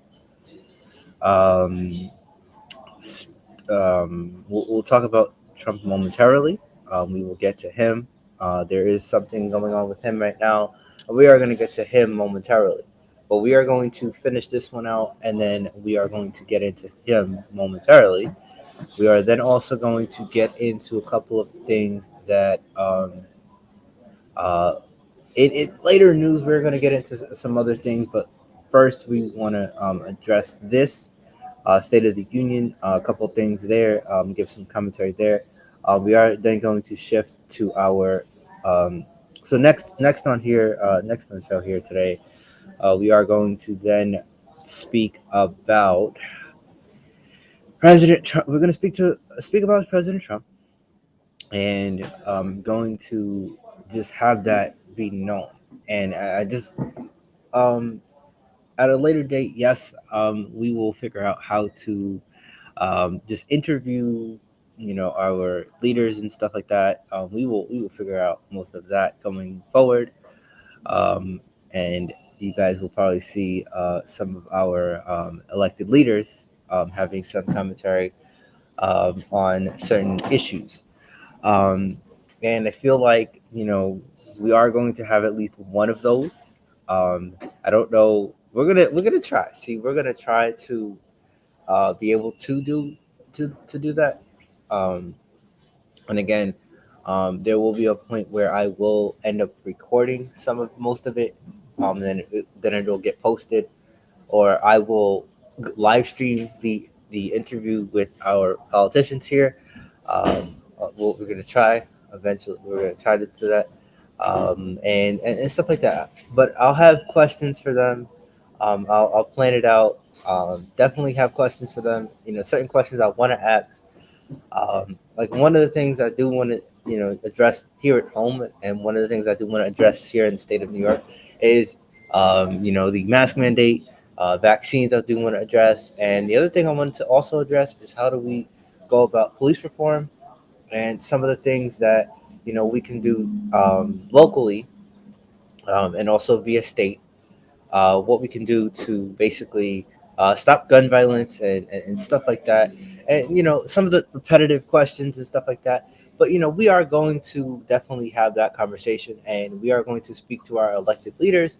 And again, you guys, you can speak to them and stuff like that. Um, and hopefully, we will have that for you guys.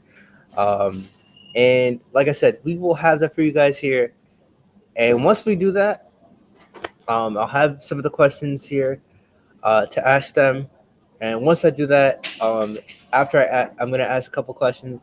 And then, we're going to also have one other thing where we are going to then, um, after the interview, we are going to then have some things where we are going to then just say, one last question before we end it here.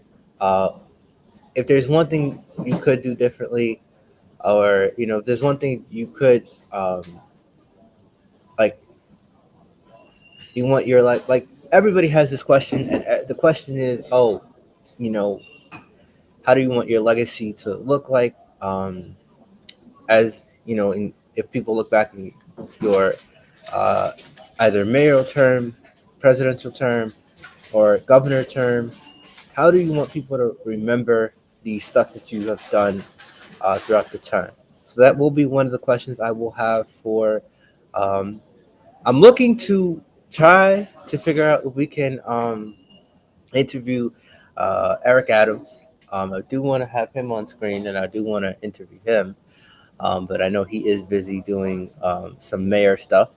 But we will try to find time to interview him, and we will then basically have it so that he is able to just have a conversation with us, and just as people who have YouTube and stuff like that. Like I said, we are going to also have elected leaders on, and we will speak to an elected leader, and we will see if we are able to get a uh, we will be able to see if we are able to get a um, we will be able to see if we can get a what's the name with our elected leader, Eric Adams. We will see.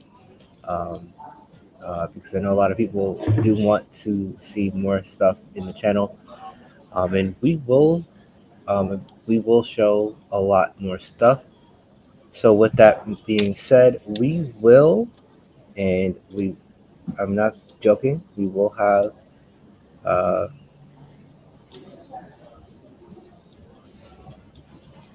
we will have a lot more stuff. We will have a lot more to do here. I'm gonna let Joe Biden finish, and then we're gonna get into that. While he's doing that, I'm gonna try to do some things real quick, and then I will be right back.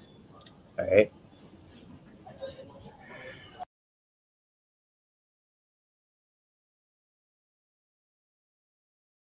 Legislation have done more at a critical moment in our history to lift us out of a crisis. It fueled our efforts to vaccinate the nation and combat COVID-19, delivered immediate economic relief to tens of millions of Americans. It helped put food on the table. Remember those long lines of cars waiting for hours just to get a box of food put in their trunk? It cut the cost of health care insurance.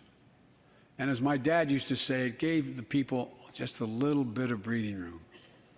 Unlike the $2 trillion tax cut passed in the previous administration that benefited the top 1% of Americans, the American.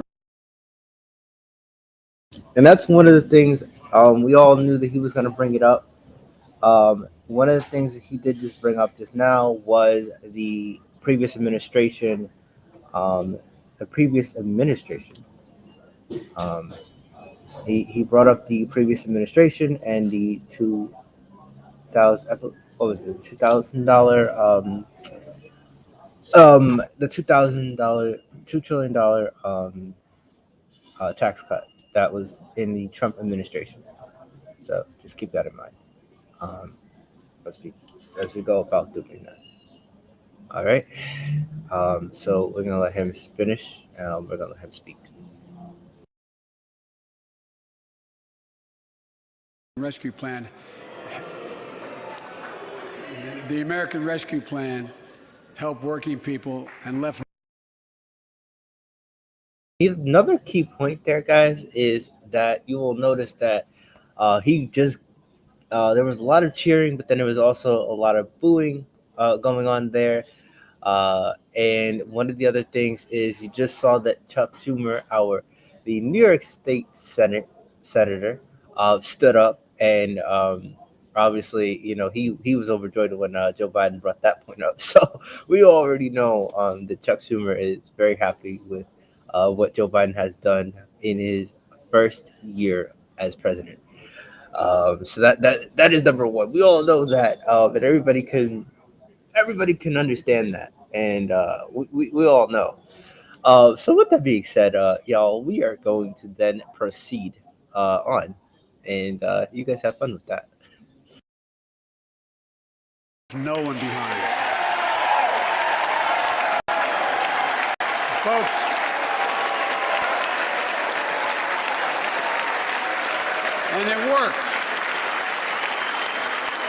It worked.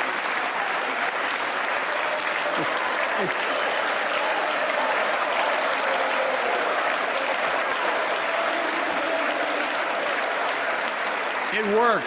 We created jobs, lots of jobs. In fact, our economy created over 6.5 million new jobs just last year.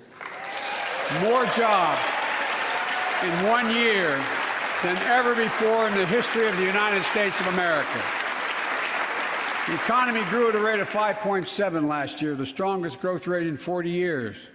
And the first step in bringing fundamental change to our economy that hasn't worked for working people in this nation for too long.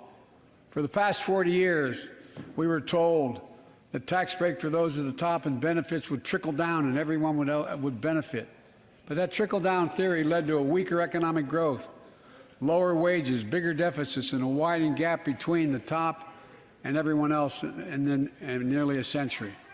Look, Vice President Harris and I ran for office, and I realize we have fundamental disagreements on this, but ran for office with a new economic vision for America. Invest in America, educate Americans, grow the workforce, build the economy from the bottom up and the middle out, not from the top down, because we know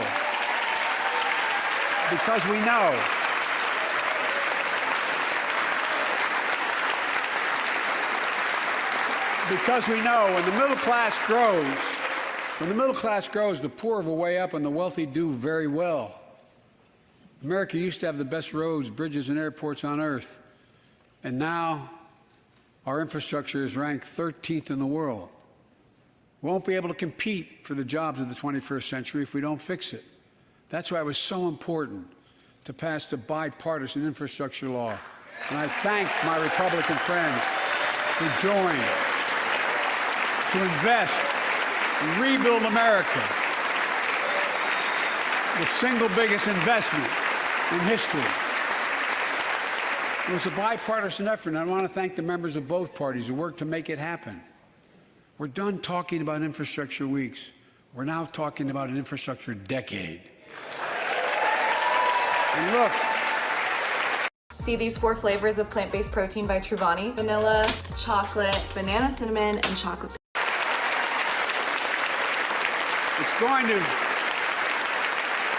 It's going to transform America, to put us on a path to win the economic competition of the 21st century that we face with the rest of the world, particularly China. I've told Xi Jinping it's never been a good bet to bet against the American people.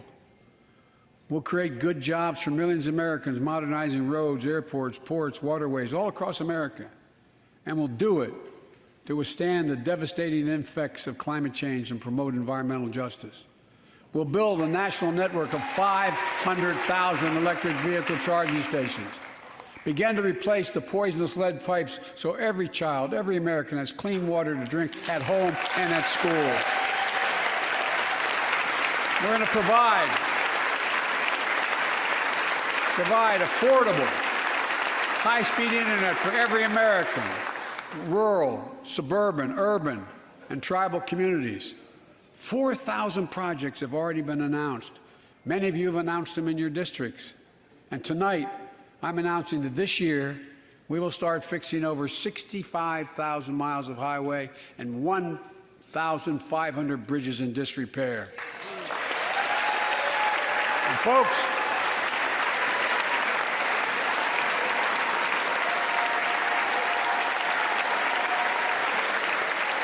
when we use taxpayers' dollars to rebuild America, we're going to do it by buying America.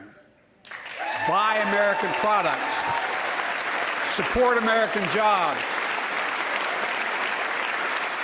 The federal government spends about $600 billion a year to keep this country safe and secure. There's been a law on the books for almost a century to make sure taxpayers' dollars support American jobs and businesses. Every administration, Democrat and Republican, says they'll do it, but we're actually doing it.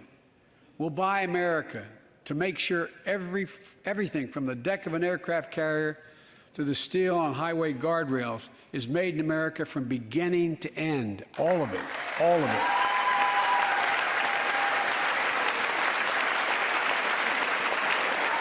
But folks, to compete for the jobs of the future, we also need a level playing field with China and other competitors. That's why it's so important to pass the Bipartisan Innovation Act sitting in Congress that will make record investments in emerging technologies and American manufacturing. We used to invest almost 2% of our GDP in research and development. We don't now. China is.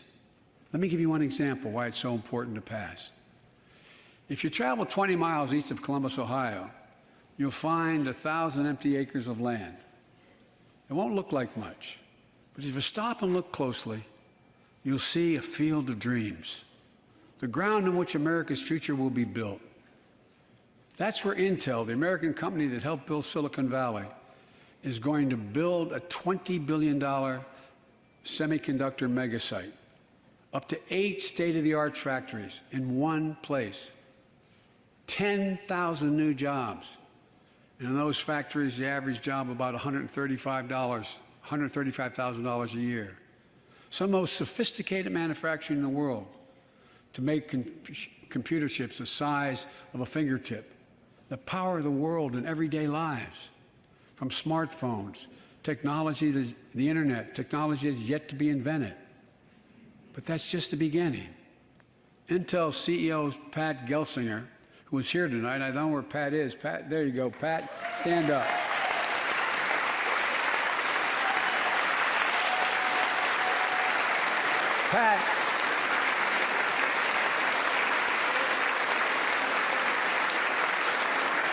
Pat came to see me, and he told me they're ready to increase their investment from $20 billion to $100 billion.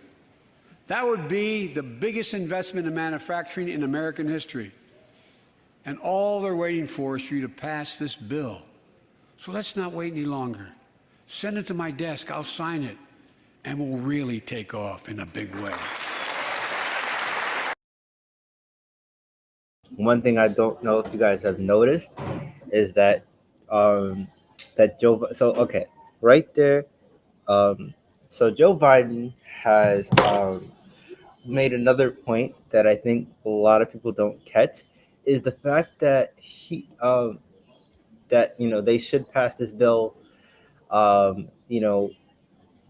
because he will sign it, and he is trying. And what he's trying to do here is he's trying to, get the Republicans and Democrats to kind of come together and figure out that, okay, we need to stop this bickering. We need to stop this, we hate each other type of nonsense, and get stuff done and get this passed so that it can go to his desk, he can sign it, and we can proceed. You understand what I mean? So, and you can see that Kevin McCarthy over here is just definitely, he is looking down at his phone. He doesn't even care to what he is, listening to.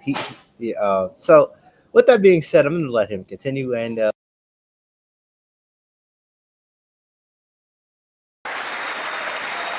folks, Intel is not alone. There's something happening in America. Just look around and you'll see an amazing story. The rebirth of pride that comes from stamping products made in America. The revitalization of American manufacturing. Companies are choosing to build new factories here when just a few years ago they would have gone overseas. That's what's happening. Ford is investing $11 billion in electric vehicles, creating 11,000 jobs across the country.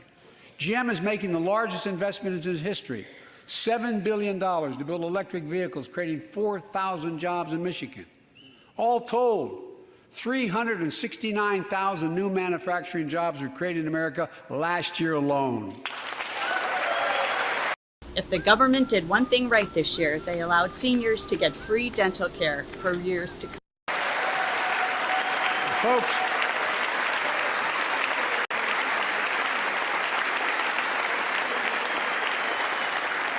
powered by people I've met like JoJo Burgess from generations of union steelworkers in Pittsburgh, who's here tonight. Where are you, JoJo? There you go. Thanks, buddy. As Ohio Senator Sherrod Brown says,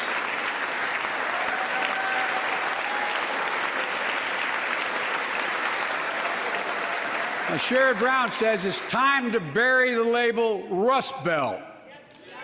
It's time to see what used to be called Rust Belt become the home of a significant resurgence of manufacturing. And with all the bright spots in our economy, record job growth, higher wages, too many families are struggling to keep up with their bills. Inflation is robbing them of gains they thought otherwise they would be able to feel. I get it. That's why my top priority is getting prices under control. Look, our economy roared back faster than almost anyone predicted, but the pandemic meant that businesses had a hard time hiring enough people because of the pandemic to keep up production in their factories. So you didn't have people making those beams that went into buildings because they were out. The factory was closed. The panic also disrupted the global supply chain. Factories close. When that happens, it takes longer to make goods and get them to the warehouses, to the stores, and prices go up. Look at cars last year. 1/3 of all the inflation was because of automobile sales. There weren't enough semiconductors to make all the cars that people wanted to buy. And guess what? Prices of automobiles went way up, especially used vehicles as well. And so we have a choice. One way to fight inflation is to drive down wages and make Americans poorer. I think I have a better idea to fight inflation. Lower your costs, not your wages. And folks,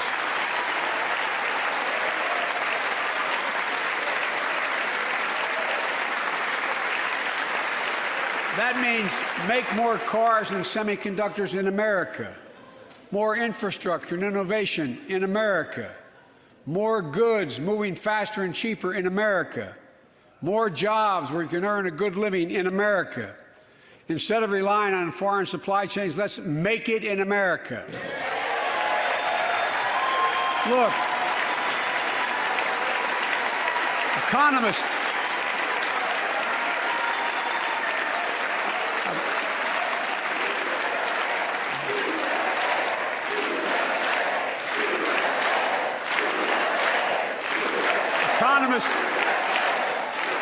call this increasing the productive capacity of our economy. I call it building a better America. My plan to fight inflation will lower your costs and lower the deficit. 17 Nobel laureates in economics said my plan will ease long-term inflationary pressures. Top business leaders, and I believe most Americans, support the plan. And here's the plan. First, cut the cost of prescription drugs. We pay more for the same drug produced by the same company in America than any other country in the world. Just look at insulin. 1 in 10 Americans has diabetes. In Virginia, I met a 13-year-old boy, the handsome young man standing up there, Joshua Davis. He and his dad both have type 1 diabetes, which means they need insulin every single day. Insulin costs about $10 a vial to make. That's what it costs the pharmaceutical company. But drug companies charge families like Joshua and his dad up to 30 times that amount. I spoke with Joshua's mom. Imagine what it's like to look at your child who needs insulin to stay healthy and have no idea how in God's name you're going to be able to pay for it. What it does to your family, but what it does to your dignity, your ability to look your child in the eye, to be the parent you expect yourself to be. I really mean to think about that. That's what I think about. You know, yesterday, Joshua's here tonight, but yesterday was his birthday. Happy birthday, buddy, by the way. For Joshua and 200,000 other young people with type 1 diabetes, let's cap the cost of insulin at $35 a month, so everyone can afford it. And drug companies will do very, very well, their profit margin. While we're at it, I know we have great disagreements on this floor with this. Let's let Medicare negotiate the price of prescription drugs.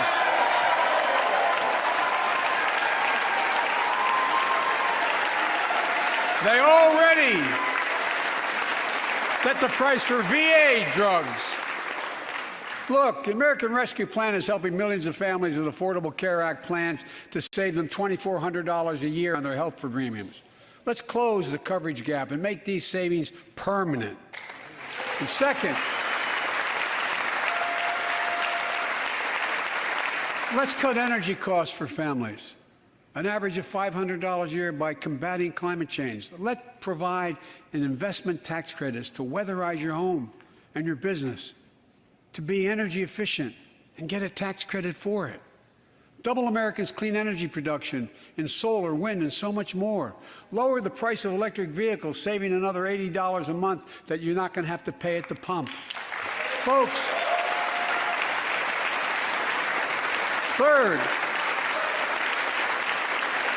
the third thing we can do to change the standard of living for hardworking folks is cut the cost of child care. Cut the cost of child care. Folks, if you live in a major city in America, you pay up to $14,000 a year for child care per child.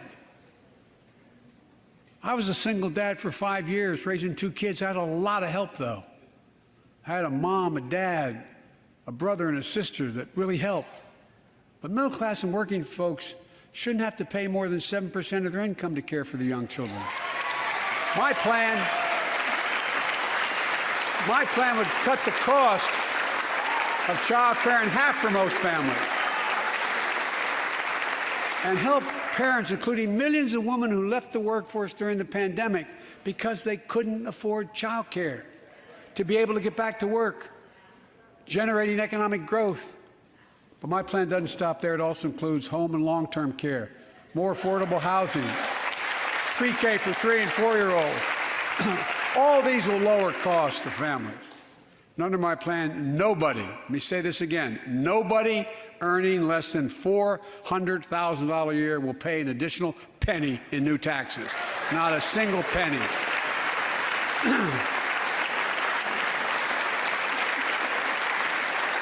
I may be wrong, but my guess is if we took a secret ballot in this floor, that we'd all agree that the present tax system ain't fair. We have to fix it. I'm not looking to punish anybody, but let's make corporations and wealthy Americans start paying their fair share. Safety net hospitals like mine literally are surviving from week to week, from month to month. Something has to change. Hospitals need the dollars to support the services that we provide. Last year,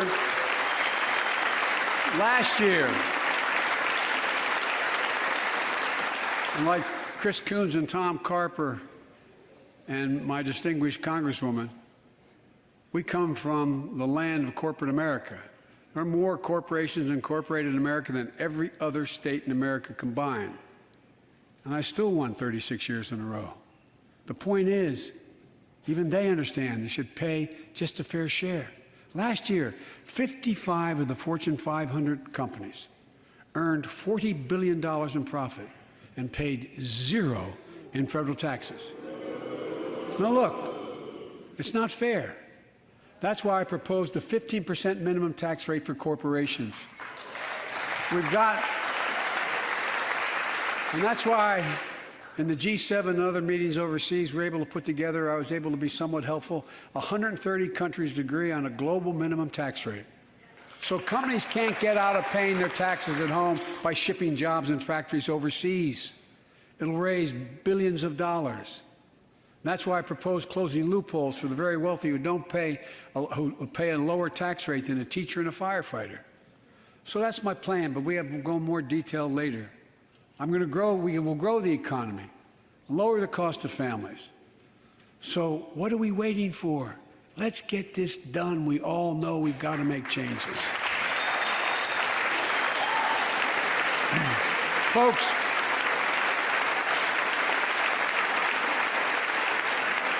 And while you're at it, confirm my nominees for the Federal Reserve, which plays a critical role in fighting inflation.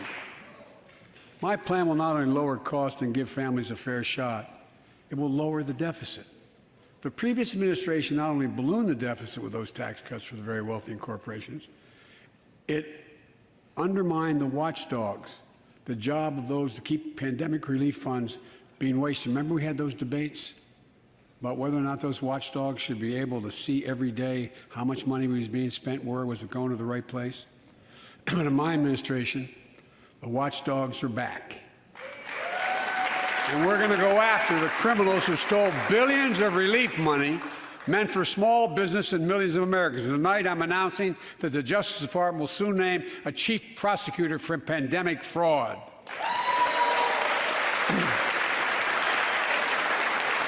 And look,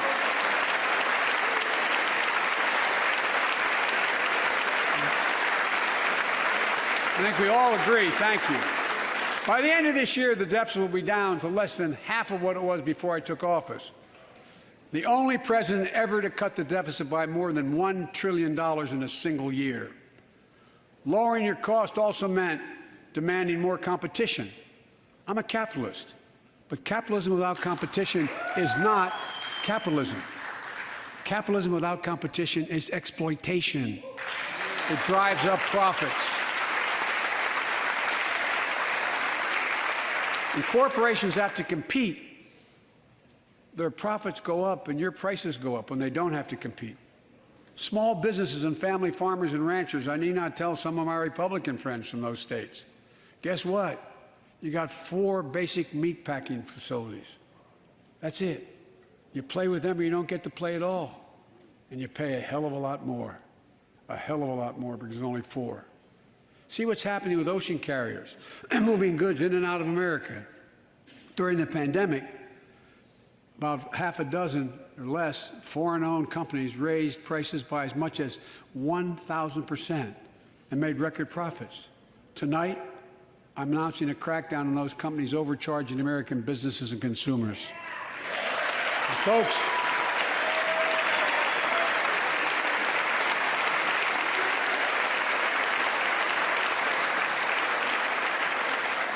and as Wall Street firms take over more nursing homes, quality in those homes has gone down and costs have gone up.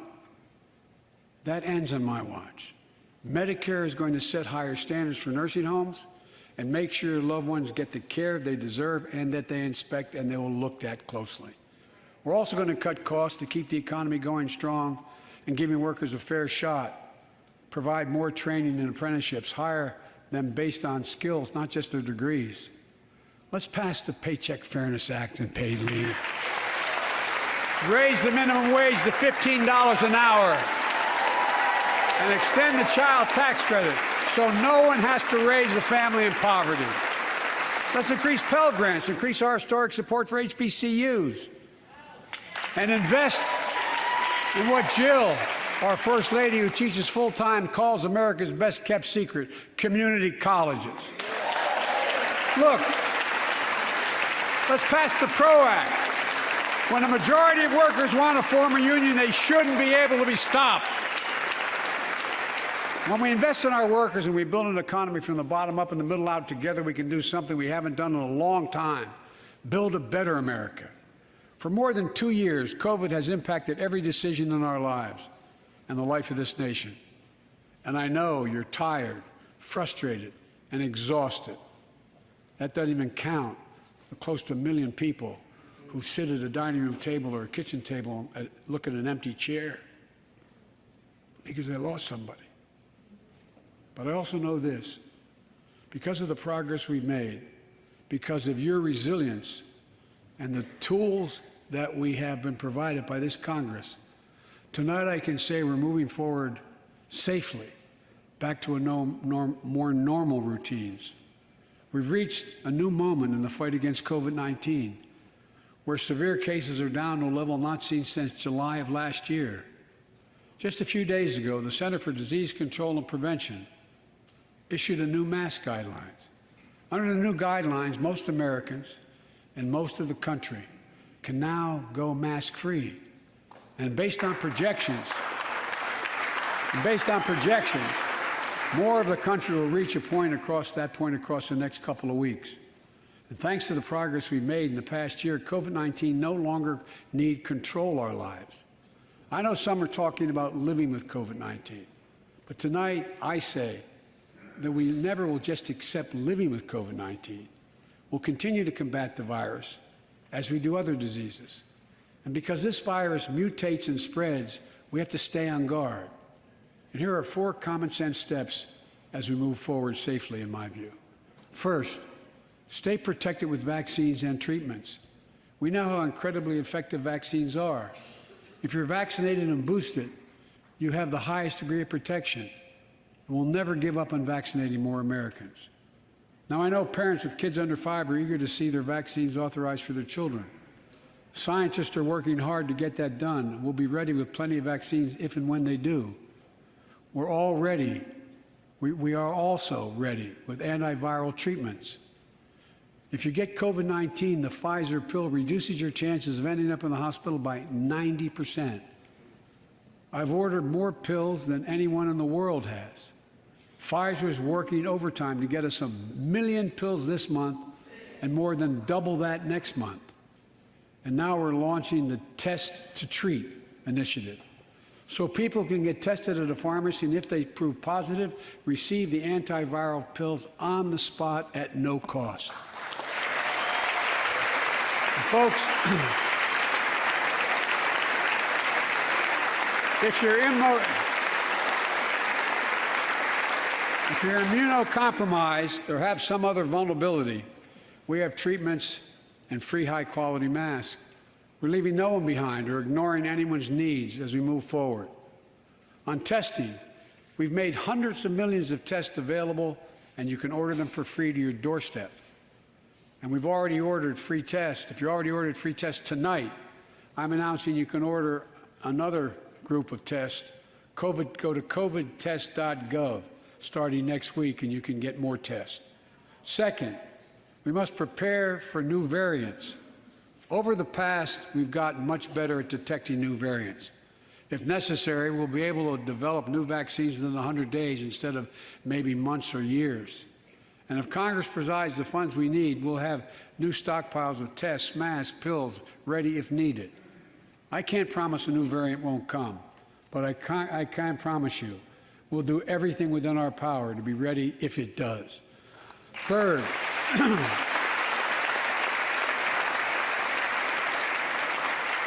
we can end the shutdown of schools and businesses. We have the tools we need. It's time for America to get back to work and fill our great downtowns again with people. People working from home can feel safe and begin to return to their offices. We're doing that here in the federal government. The vast majority of federal workers will once again work in person. Our schools are open. Let's keep it that way. Our kids need to be in school.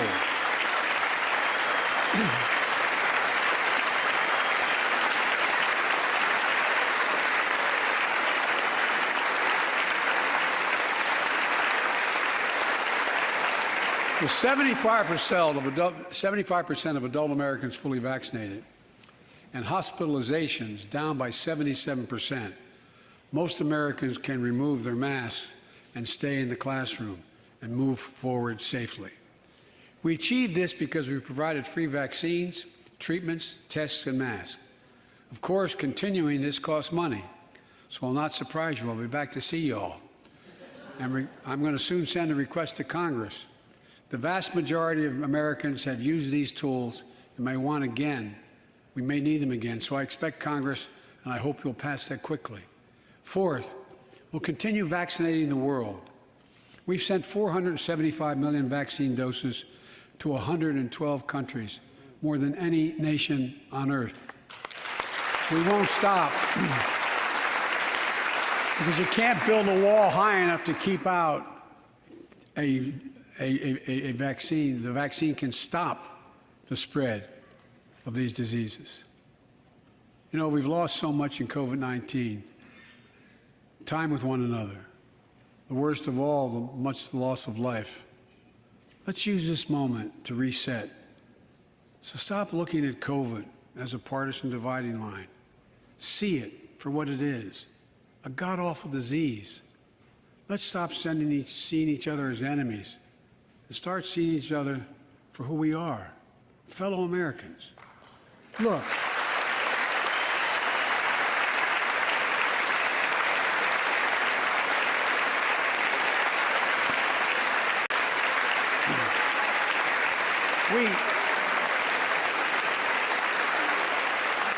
we can't change how divided we've been.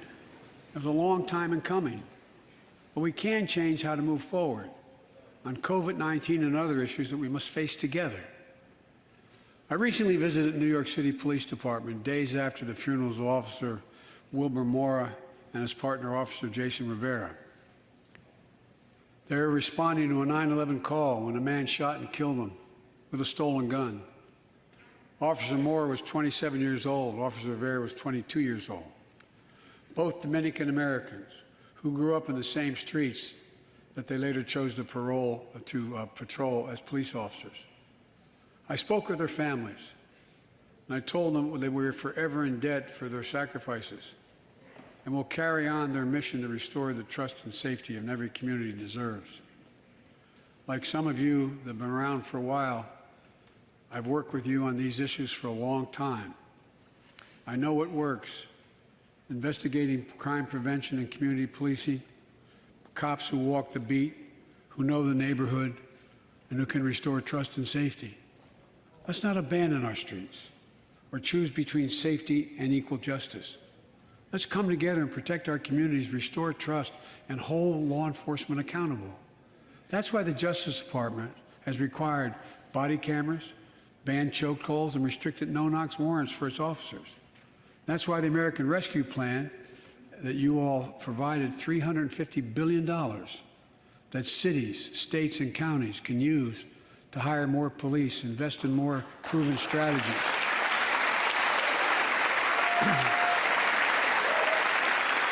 Proven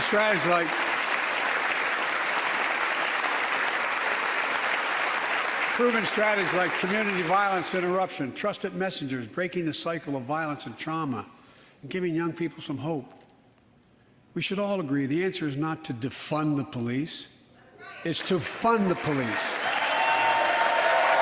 Fund them. Fund them.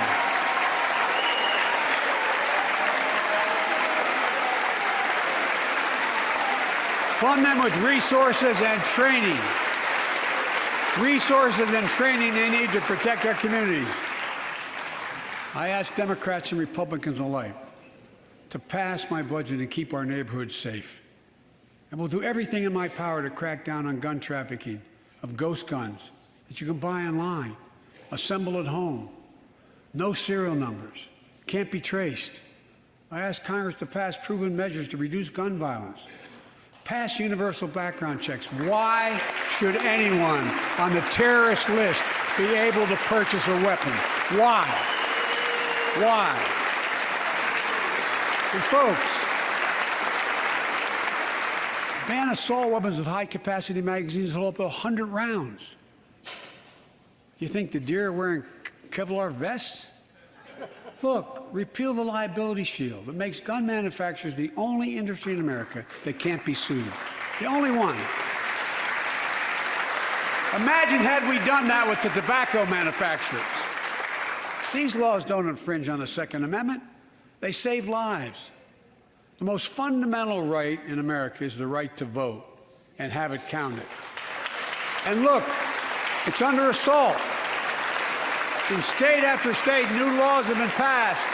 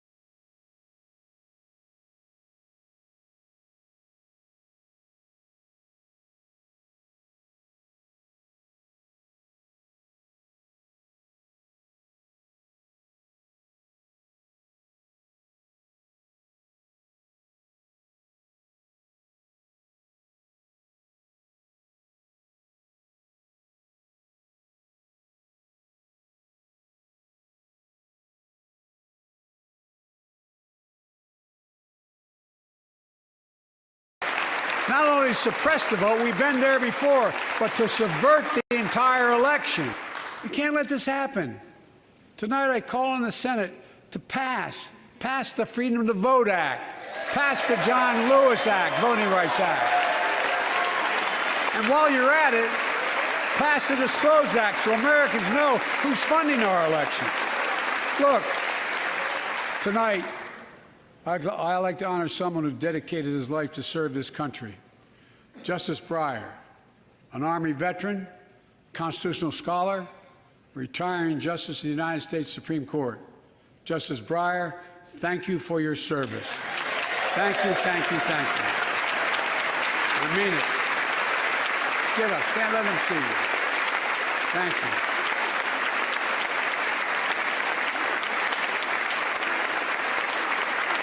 And we all know, no matter what your ideology, we all know one of the most serious constitutional responsibility a president has is nominating someone to serve on the United States Supreme Court. As I did 4 days ago, I've nominated the Circuit Court of Appeals, Ketanji Brown Jackson, one of our nation's top legal minds, who continue in Justice Breyer's legacy of excellence. A former top litigator in private practice, a former federal public defender, from a family of public school educators and police officers. She's a consensus builder. Since she's been nominated, she's received a broad range of support, including the Fraternal Order of Police, and former judges supported by Democrats and Republicans. Folks, if we are to advance liberty and justice,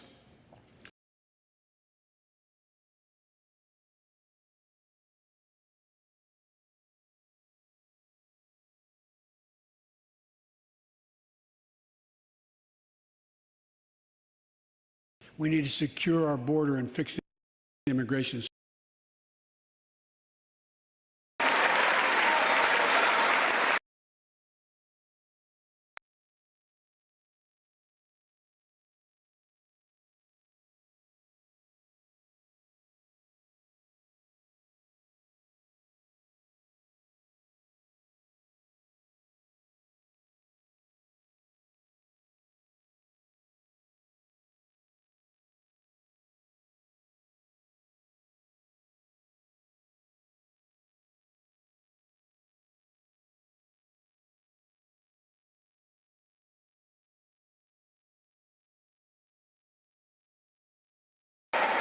As you might guess, I think we can do both. At our border, we've installed new technology like cutting-edge scanners to better detect drug smuggling. We've set up joint patrols with Mexico and Guatemala to catch more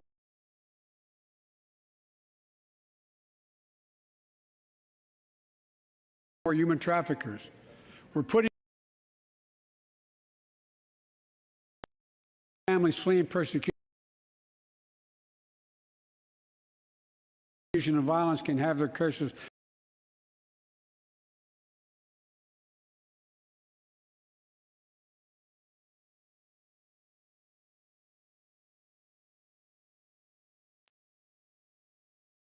those who don't legitimately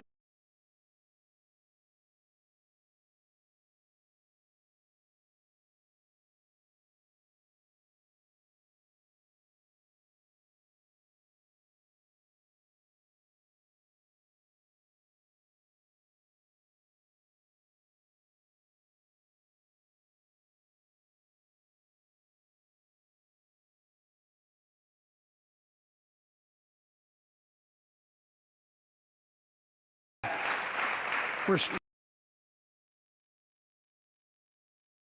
borders.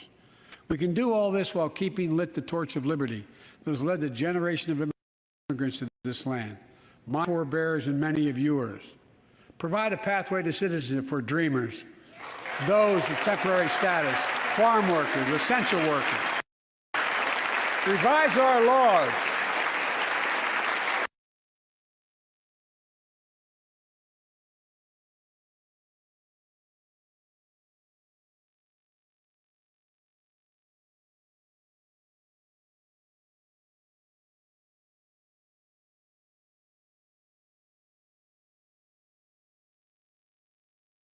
So businesses have workers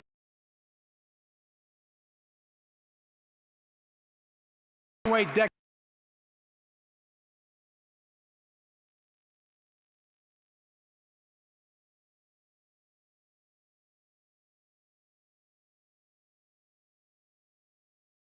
To do it's economically smart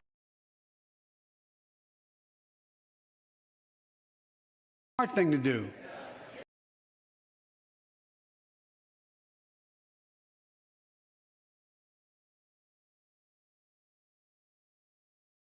That's why the immigration reform is supported.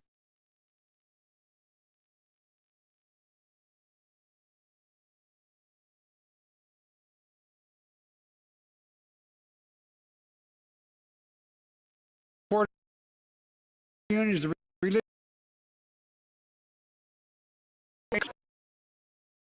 Let's get it done.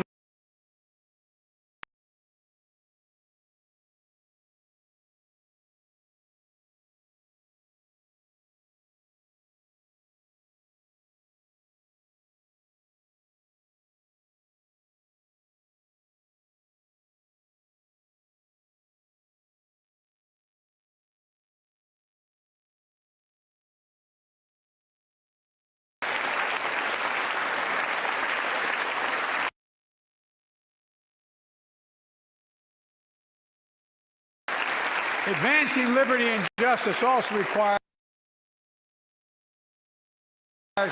protecting the rights of women. The constitutional right affirmed by Roe v. Wade, standing precedent for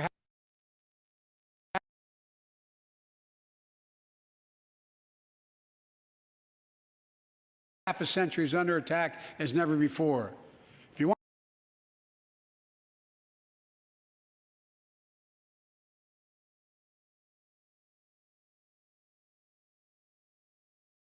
to preserve a woman's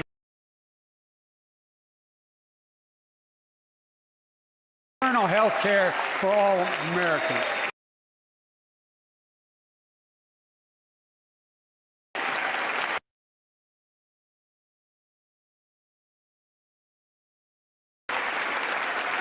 For our LGBT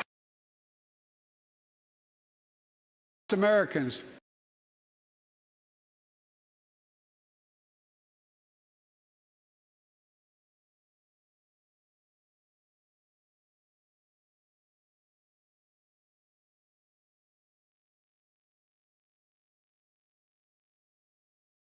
finally get the bipartisan Equality Act.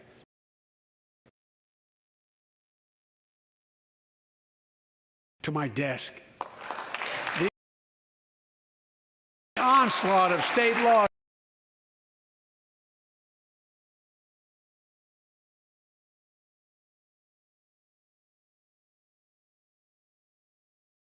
targeting transgender Americans and their families.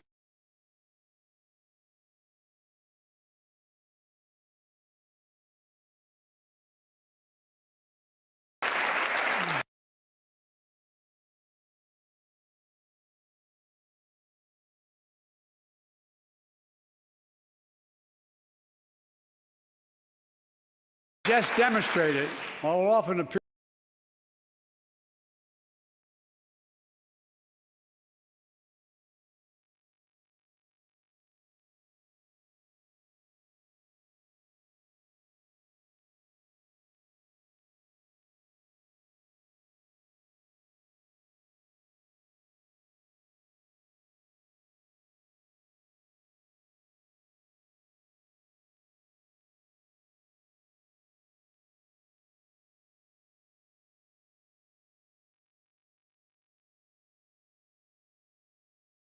we do agree on a lot more things than we acknowledge.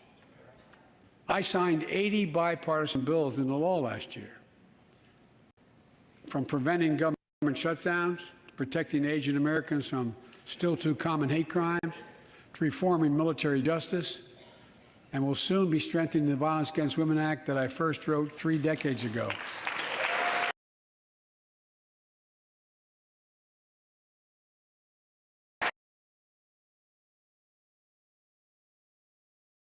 And some important.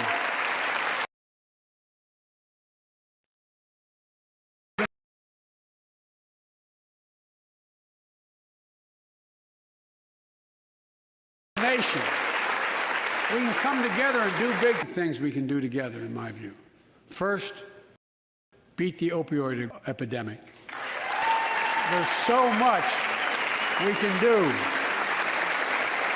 Increase funding for prevention, treat harm reduction and recovery, get rid of outdated rules and stop doctors that stop doctors prescribing treatments.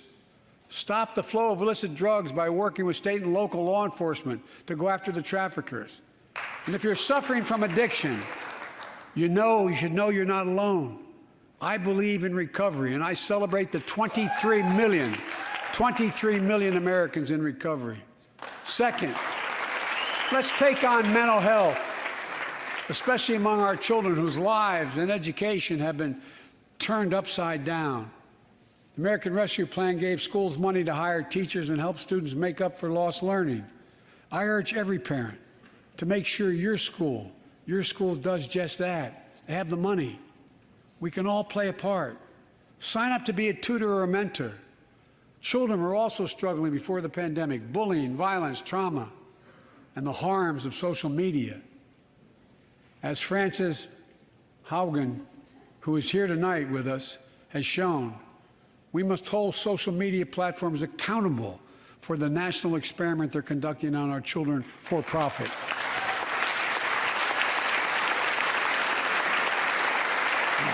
Folks, thank you. Thank you for the courage you showed. It's time to strengthen privacy protections, ban targeted advertising to children, demand tech companies stop collecting personal data on our children, and let's get all Americans the mental health services they need. More people can turn for help and full parity between physical and mental health care if we treat it that way in our insurance. Look,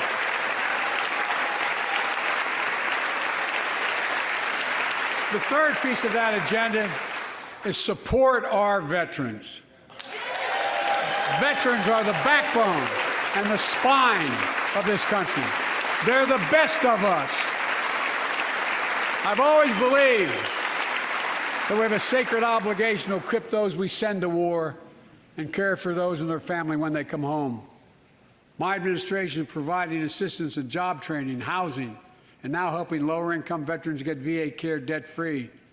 And our troops in Iraq and Afghanistan have faced many dangers, one being stationed at bases breathing in toxic.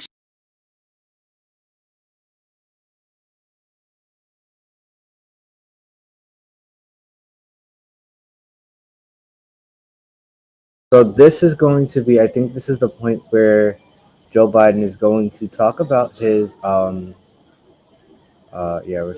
it's kind of lagging out a little. So we are going to kind of catch it up to speed here. But okay, so a couple things real quick before we let him finish. He is going to talk about he's going to be talking about his father. I'm sorry, not his father, his son. You're going to be talking about his son who died being a military personnel. And as he does that, what's going to end up happening is you're going to see that Lauren Boebert and Marjorie Taylor Greene are going to heckle Joe Biden at this point. We're going to see how that's going to work. And we're going to see it. So you can see it for your own eyes, and you can stop, having the attitude with me. And most of the time, because most of the time people have attitudes with me and be like, oh, you're just, no. Because I want you to see it for your own eyes. You can see it. Although they're going to play it off as if they didn't say at all. So here we go. Ready? Smoke from burn pits. Many of you have been there. I've been in and out of Iraq and Afghanistan over 40 times. These burn pits that incinerate waste, the waste of war, medical and hazardous material, jet fuel, and so much more. And they come home, many of the world's fittest and best trained warriors in the world, never the same. Headaches, numbness, dizziness. A cancer that would put them in a flag-draped coffin. I know. One of those soldiers was my son, Major Bo Biden. So that was, I believe that had to be either Lauren Boebert or Marjorie Taylor Greene. But I do think it was either one of them that both said it. And you can see that Senator Lindsey Graham just looked down and was like, did they just do the one thing that, you don't do to the president when he is speaking? Especially because he's about to talk about his son, and you do that. So one of the things that you'll notice is that Republicans, like some of the Republicans are going to be like, what the hell's going on? And why are they so hell-bent on doing certain things and just basically doing the one thing that everybody in their right mind knows is wrong, and they know for the fact that it's wrong because they also understand that it is also something that they don't speak about. So basically, that's one of the things that we want to talk about. And I also want to just bring up the point that as he's about to talk about his son, you have and he talks about the soldiers that passed on. You hear the two representatives yell out 13, and what they are referring to is the two.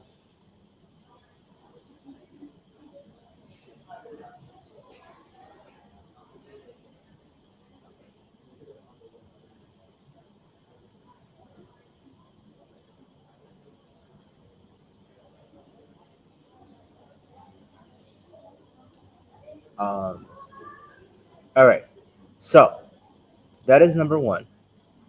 All right, and that is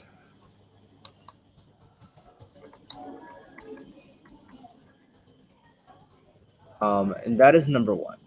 You don't do that to the president of the United States when he is literally about to speak about his son and he's talking about the soldiers. Why would you think it is a good time to do that? And then, I'll have a follow up to that very soon in the show. I will have a follow up to it.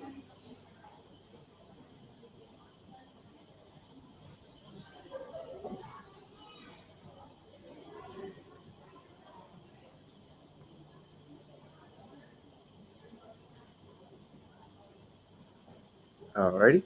I'm gonna let it finish out a little bit, and then we will talk a little bit more. We'll have a little bit more. We've gone 2 hours already, so we will have more conversations about that. We will stop here. I don't know for sure if the burn pit that he lived near, that his hooch was near, in Iraq and earlier than that in Kosovo, is the cause of his brain cancer, the disease of so many other troops.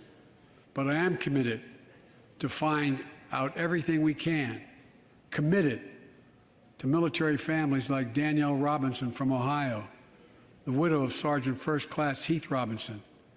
He was born a soldier, Army National Guard, combat medic in Kosovo and Iraq, stationed near Baghdad, just yards from burn pits the size of football fields. Danielle is here with us tonight. They loved going to Ohio State football games.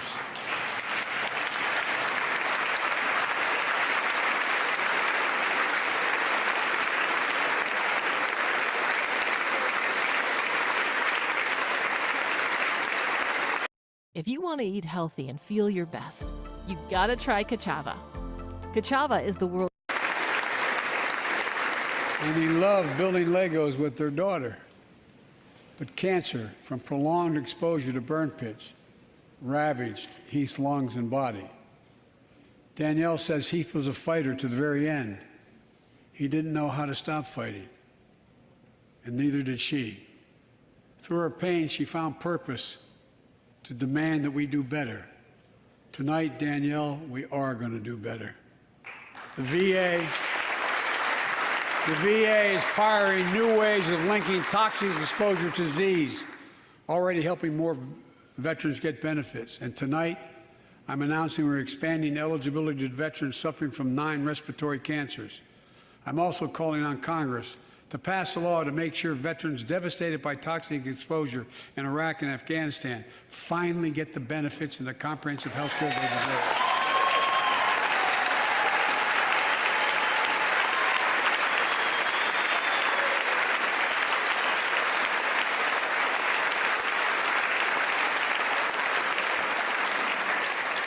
And fourth and last, let's end cancer as we know it. This is personal.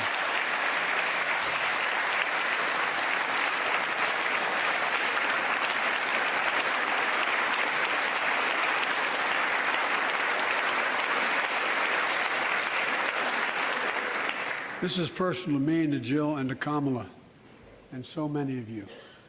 So many of you have lost someone you love. Husband, wife, son, daughter, mom, dad. Cancer is the #2 cause of death in America, second only to heart disease. Last month, I announced the plan to supercharge the cancer moonshot that President Obama asked me to lead 6 years ago. Our goal is to cut cancer death rates by at least 50% over the next 25 years. I think we can do better than that. Turn cancers from death sentences into treatable diseases. More support for patients and their families. To get there, I call on Congress to fund what I call ARPA-H, Advanced Research Projects Agency for Health, patterned after DARPA in the Defense Department. Projects that led in DARPA to the internet, GPS, and so much more to make our forces more safer and be able to wage war with more clarity. ARPA will have a singular purpose: to drive breakthroughs in cancer, Alzheimer's and diabetes, and more. A unity agenda for the nation. We can do these things. It's within our power, and I don't see a partisan edge to any one of those 4 things. My fellow Americans, tonight we've gathered in this sacred space, a citadel of democracy, in this Capitol. Generation after generation of Americans have debated great questions amid great strife and have done great things. We fought for freedom, expanded liberty, debated totalitarianism and terror. We built the strongest, freest, and most prosperous nation the world has ever known.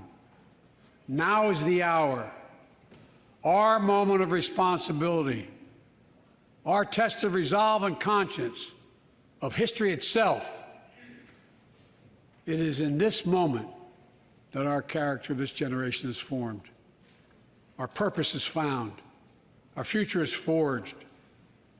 Well, I know this nation. We'll meet the test, protect freedom and liberty, expand fairness and opportunity, and we will save democracy. As hard as those times have been, I'm more optimistic about America today than I've been my whole life, because I see the future that's within our grasp, because I know there's simply nothing beyond our capacity.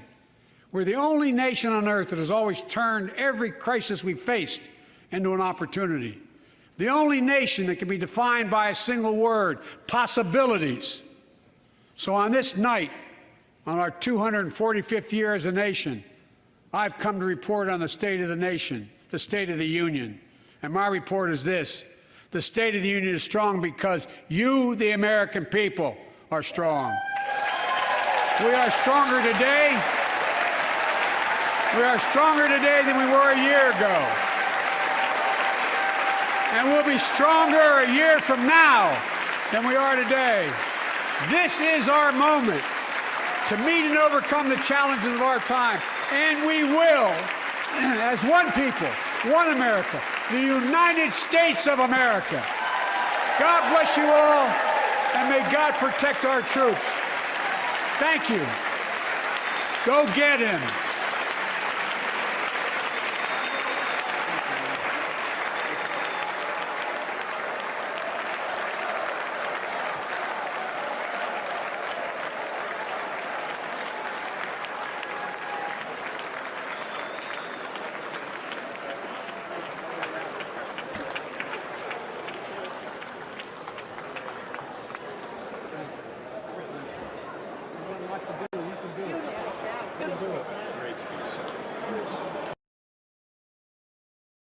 As you guys are seeing right now, Joe Biden has finished his. So he finished his speech right off, um, and I feel like he did it really well. And a little bit of political commentary because, like I said, he did this 3/1/22. I'm just now getting back to the desk and reporting on it, and just kind of reporting on this um, speech, which I didn't get a chance to do. And I was gonna do it, and I forgot to do it. So my apologies, everybody. But I do want to say this. I want to say that Joe Biden did the one thing that everybody hoped that he would do. And in this, what he has just done is he gave a wonderful. First of all, I wanted to say he gave a wonderful speech. From all the speeches that I've watched um, politically, I feel like for every president, I feel like Joe Biden has just done it for everyone. And I feel like one of the things that Joe Biden went ahead and did, and I feel like he touched upon this because, he touched upon a couple of good points. So he touched on the Russia Ukraine war. So he touched on that, which, like I said, is a good thing that he touched on it. And I feel like Joe Biden, understands what he has to do. And I feel like what he said about that was a good thing. All right. And I totally agree with Joe Biden when he says that, Russia needs to pay for what they have done and stuff in that nature, which I totally agree with. Because, like I said, Russia needs to pay for what they're doing in Ukraine. And and the way that Ukraine is fighting back, I feel like it is a good thing. And I feel like, that's one thing, one step in the right direction. Right. Another point that he also went about is the drug prices, which I feel like we don't even have to get into that, but we'll talk a little bit about it. And one of the things I feel like with that is I feel like, yeah, drug prices are always high, because, people will, have a prescription and it'll be, sometimes uh, Medicare doesn't pay for it. So they have to pay for it out of pocket, which I feel like shouldn't be higher. And I feel like, there should be a way that, Democrats and Republicans can come together on that. Another thing I also liked is that he, you know, besides the fact when he brought up the soldiers, I feel like, he touched on that a little bit, and that was a good thing. Like that was a thing that I know everybody has been stressed, and they wanted him to say. I felt like with him saying that about our soldiers, he cares about them, and also the ones that he's lost, the ones that have been lost, right? I don't like the fact that Lauren Boebert and Marjorie Taylor Greene decided that it was a good thing to, heckle at the president when they are a sitting member of Congress, which I feel um, like I said, it's just wrong and disrespectful to do to the president of the United States. Um, it's just something you don't do to the president. Like you never heckle at the president. If you disagree with the president, there's a way to go about doing that, but there shouldn't be like you. Um, um, and one thing is that it is a little bit crazy the way that um, that Joe Biden went ahead and spoke about. And I feel like the way that Joe Biden went ahead and spoke, he spoke from a place of he understands. And like I said, he understands what he, you know, not saying like, oh, he just said whatever to make people happy, whatever. No, he did it so that people understand what he's doing and what he's fighting for. Another thing he brought up was voting rights, which I feel like is a very touchy issue with all of our Republican colleagues. Uh, I feel like they've gone a little nuts over it, and like that's one thing. They went a little nuts over over that, which again, they should literally understand that it, it has gone nuts.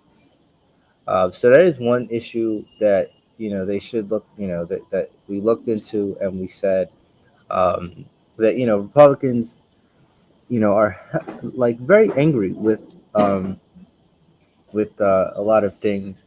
That being one of them, and that is being one of the people, one of the things that he is, uh, the Republicans are upset about.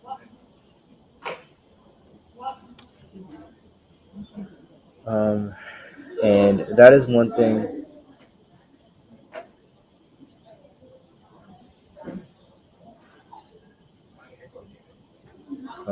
And that's one thing.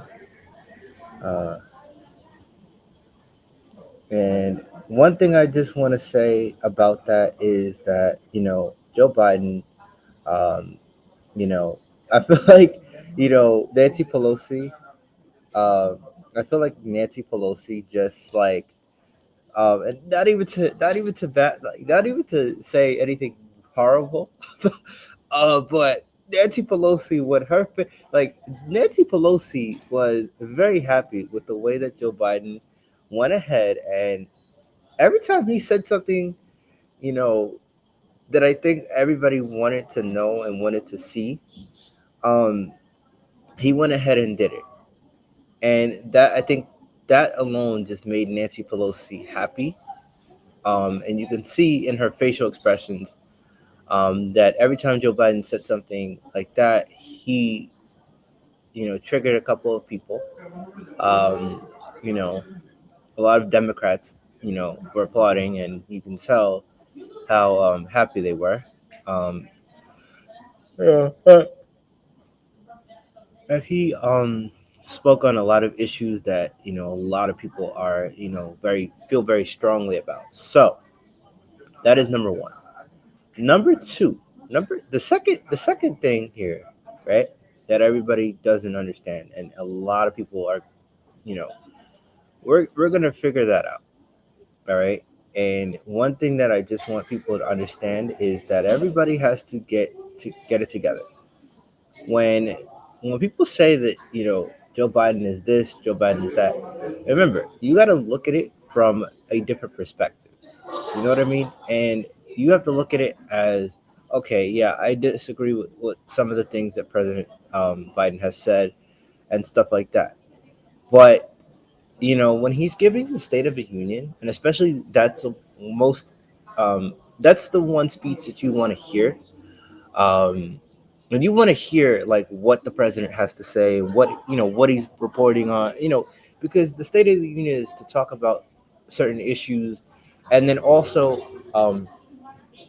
yeah, and one thing is he didn't really speak for the whole entire hour that the video was going. So basically, the video 106, he spoke a little bit longer on a lot of issues. So every issue that he brought up, he had something else to say about that. So whatever he was talking about, you could tell he was very passionate about how he was talking about it. And I think, like I said, you know, if you watch, and I'm just gonna see if I can find that link for y'all, the Brian Tyler Cohen interview, which I feel like you guys should go ahead and look at, with the President Joe Biden, and I just want to say that you guys should go watch this interview with Brian Tyler Cohen, where he interviews the president of the United States. Yeah, so go look at that video that I just dropped in the comments. I will drop this in the description of the live stream video, um, and I will just drop it in the I'll drop it there in the description, and you guys will be able to find that video. Um, and here is the link for it. I'm going to put it in the description below, and you will see this is the full-on Brian Tyler Cohen interview with President Joe Biden, where Brian Tyler Cohen asks a couple questions, and you can see the way that Joe Biden responds to them, and also just like a lot of things where um, Joe Biden is one of those guys where you know you, you won't get screamed at, or spoken to disrespectfully, because that's not how the president rolls. And I feel like if you guys go watch that interview, you will see the Joe Biden that you saw in the State of the Union is the same guy you saw in this interview with Brian Taylor Cohen. I'll also link his channel down below as well, um, and just give him a little bit of a shout out. Also, if you're not subscribed to his channel, he does a lot of political videos each day, and he reports on a lot of political issues. So he goes on full on in on certain issues. Um, so I would just say go check out his channel, and he does the whole full analysis on on Joe Biden, on stuff that's going on in the world. So yeah, go look at his channel, and again, like we will try to get an interview with Mayor Eric Adams next Monday, or we'll probably try to do one with him very soon. And we will have a couple questions to ask the mayor, if we can get him. Usually, you're not able to get, only people that are like journalists or whatever are able to get the mayor, but we'll see if we can get him, and we will ask him a couple questions, and we will, broadcast it live here. And once we'll broadcast it live here with the mayor, and we will, some of the questions that you guys have for New York State, or I'm sorry, for New York City, yeah, again, we'll see what his answers are for that. I expect that it would go well with him. I think that it would go well with the mayor, and I just a lot of people are getting contact with the mayor's office and the governor's office. So if we're able to be able to also grab to the governor, um, you know we will also try to get the governor on here and ask her some questions as well. And the schedule as it is right now, we are going to try every Monday we're going to try to either have like one of these live streams where I'll show you guys a video and we will have political commentary after, or we'll try to do an interview with the political um, a political one of our political figures, either in state, and also we'll try to get somebody in the Capitol, bring them on here, and we'll invite them on, and we'll have some questions, and also some things that you know uh, some things that you guys might want to know, and a couple things that I think like a lot of people in New York City want to know is like you know again with the COVID thing, like a lot of people want to know about schools. So I'll probably ask him a question about schools, on how we're going to keep schools open, and another something, keep it general, keep the questions general. But we'll ask questions. We're not going to ask too many questions because again the mayor busy is a busy person. So is the governor. So you don't want to keep them on too long, but you do want to be able to you do want to be able to speak to them, and you want to be able to ask some questions, and stuff like that. So you want to have the mayor's office. We're going to probably reach out to the mayor's office today. Hopefully, we can get an interview with him on Monday.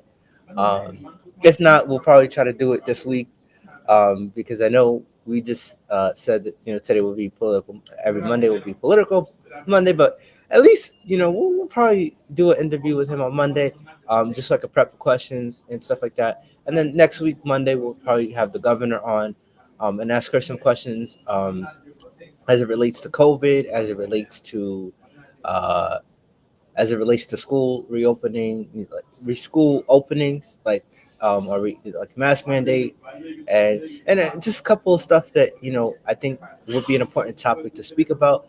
And just basically how some of the funds that she has on uh, will be able to be used for, like, what programs will we be able to have in state, and a lot of questions based on just general, uh, like, for general stuff, like, one thing we definitely would ask about election, thing with the governor, and we'll talk about that, with the governor a little bit more.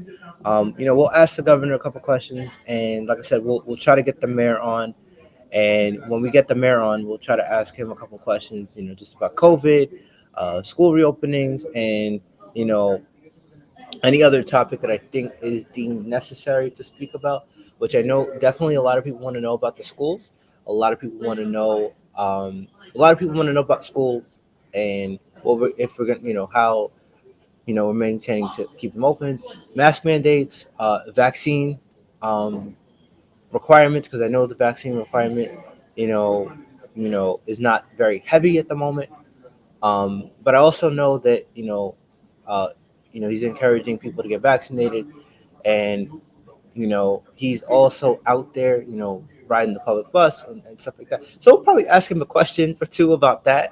How does it feel to be a different mayor, and just basically, how does it feel, in general, to, again, be, not even ask him about, like, if it's how's it to be mayor, but, like, let's ask him. We'll probably ask him a little bit about the vaccine mandate, and what does he encourage people to do, um, and then also what is, again, schools, how we gonna, what is the thing about schools, and then also we'll probably ask him about, a couple other things, like, um, we'll probably ask him one question. So we'll probably ask him about, schools, um, and just basically we'll have a follow up question to schools.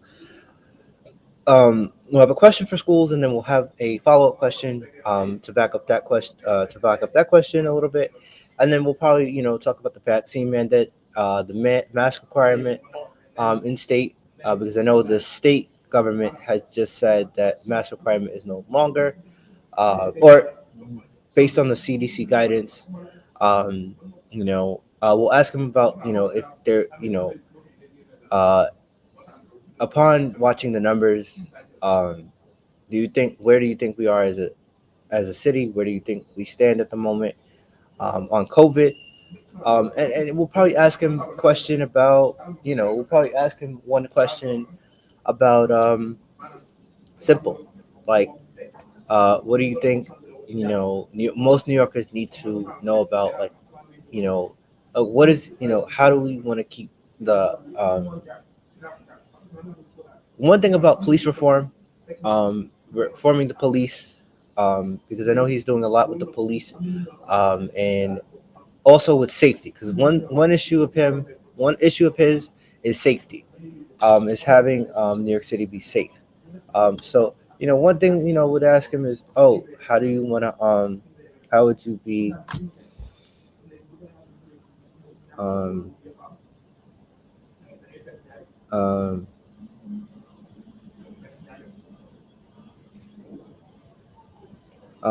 one thing I would also ask him is about, like, police reform. One thing I'd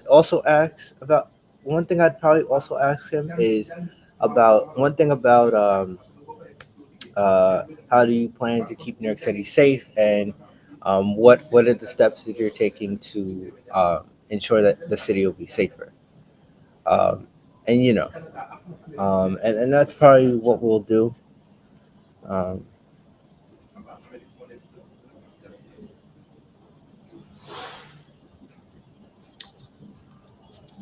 and we'll probably ask him a couple of questions about that as well. So yeah, that will probably wrap up the show today. And I'll also have more commentary for that as well. And I will, we'll talk about that as well. All right.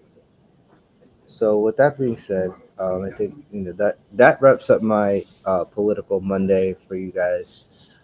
Tune in on Wednesday for. So we'll do 2 days. We'll do Monday and Wednesday for political, and then Tuesday, Thursday, Friday we'll do 3 days of just random stuff. Uh, we'll probably do an interview. Okay.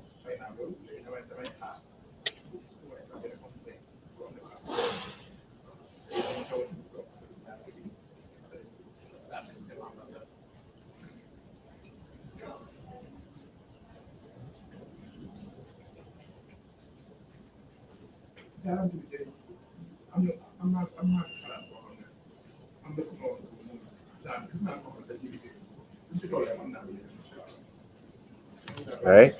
So with that being said, everybody, I'm gonna leave it there and tune in tomorrow. We will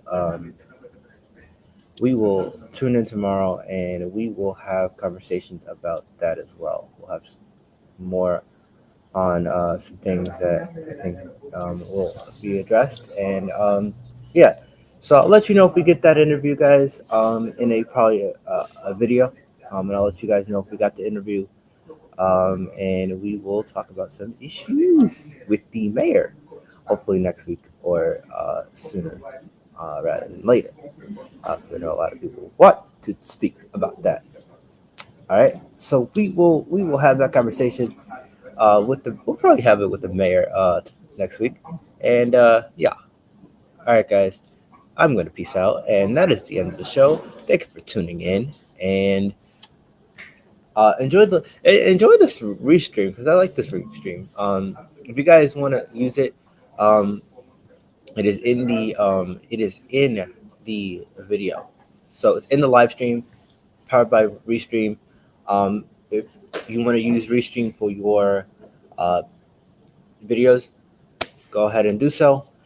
Other than that, that's all I have for you guys today in today's show. See you guys on Wednesday. I'll probably do a interview on Wednesday, or I'll try to do another political analyst analysis on Trump another day. We're not going to do all that today, but yeah, we will do that tomorrow. We'll probably do it. We'll probably do it Wednesday, and yeah. So that's all that I have for today's show. And guys, if you see me, you see me. All right, y'all. Have a good one, and I will see you guys in the next one. Peace, y'all.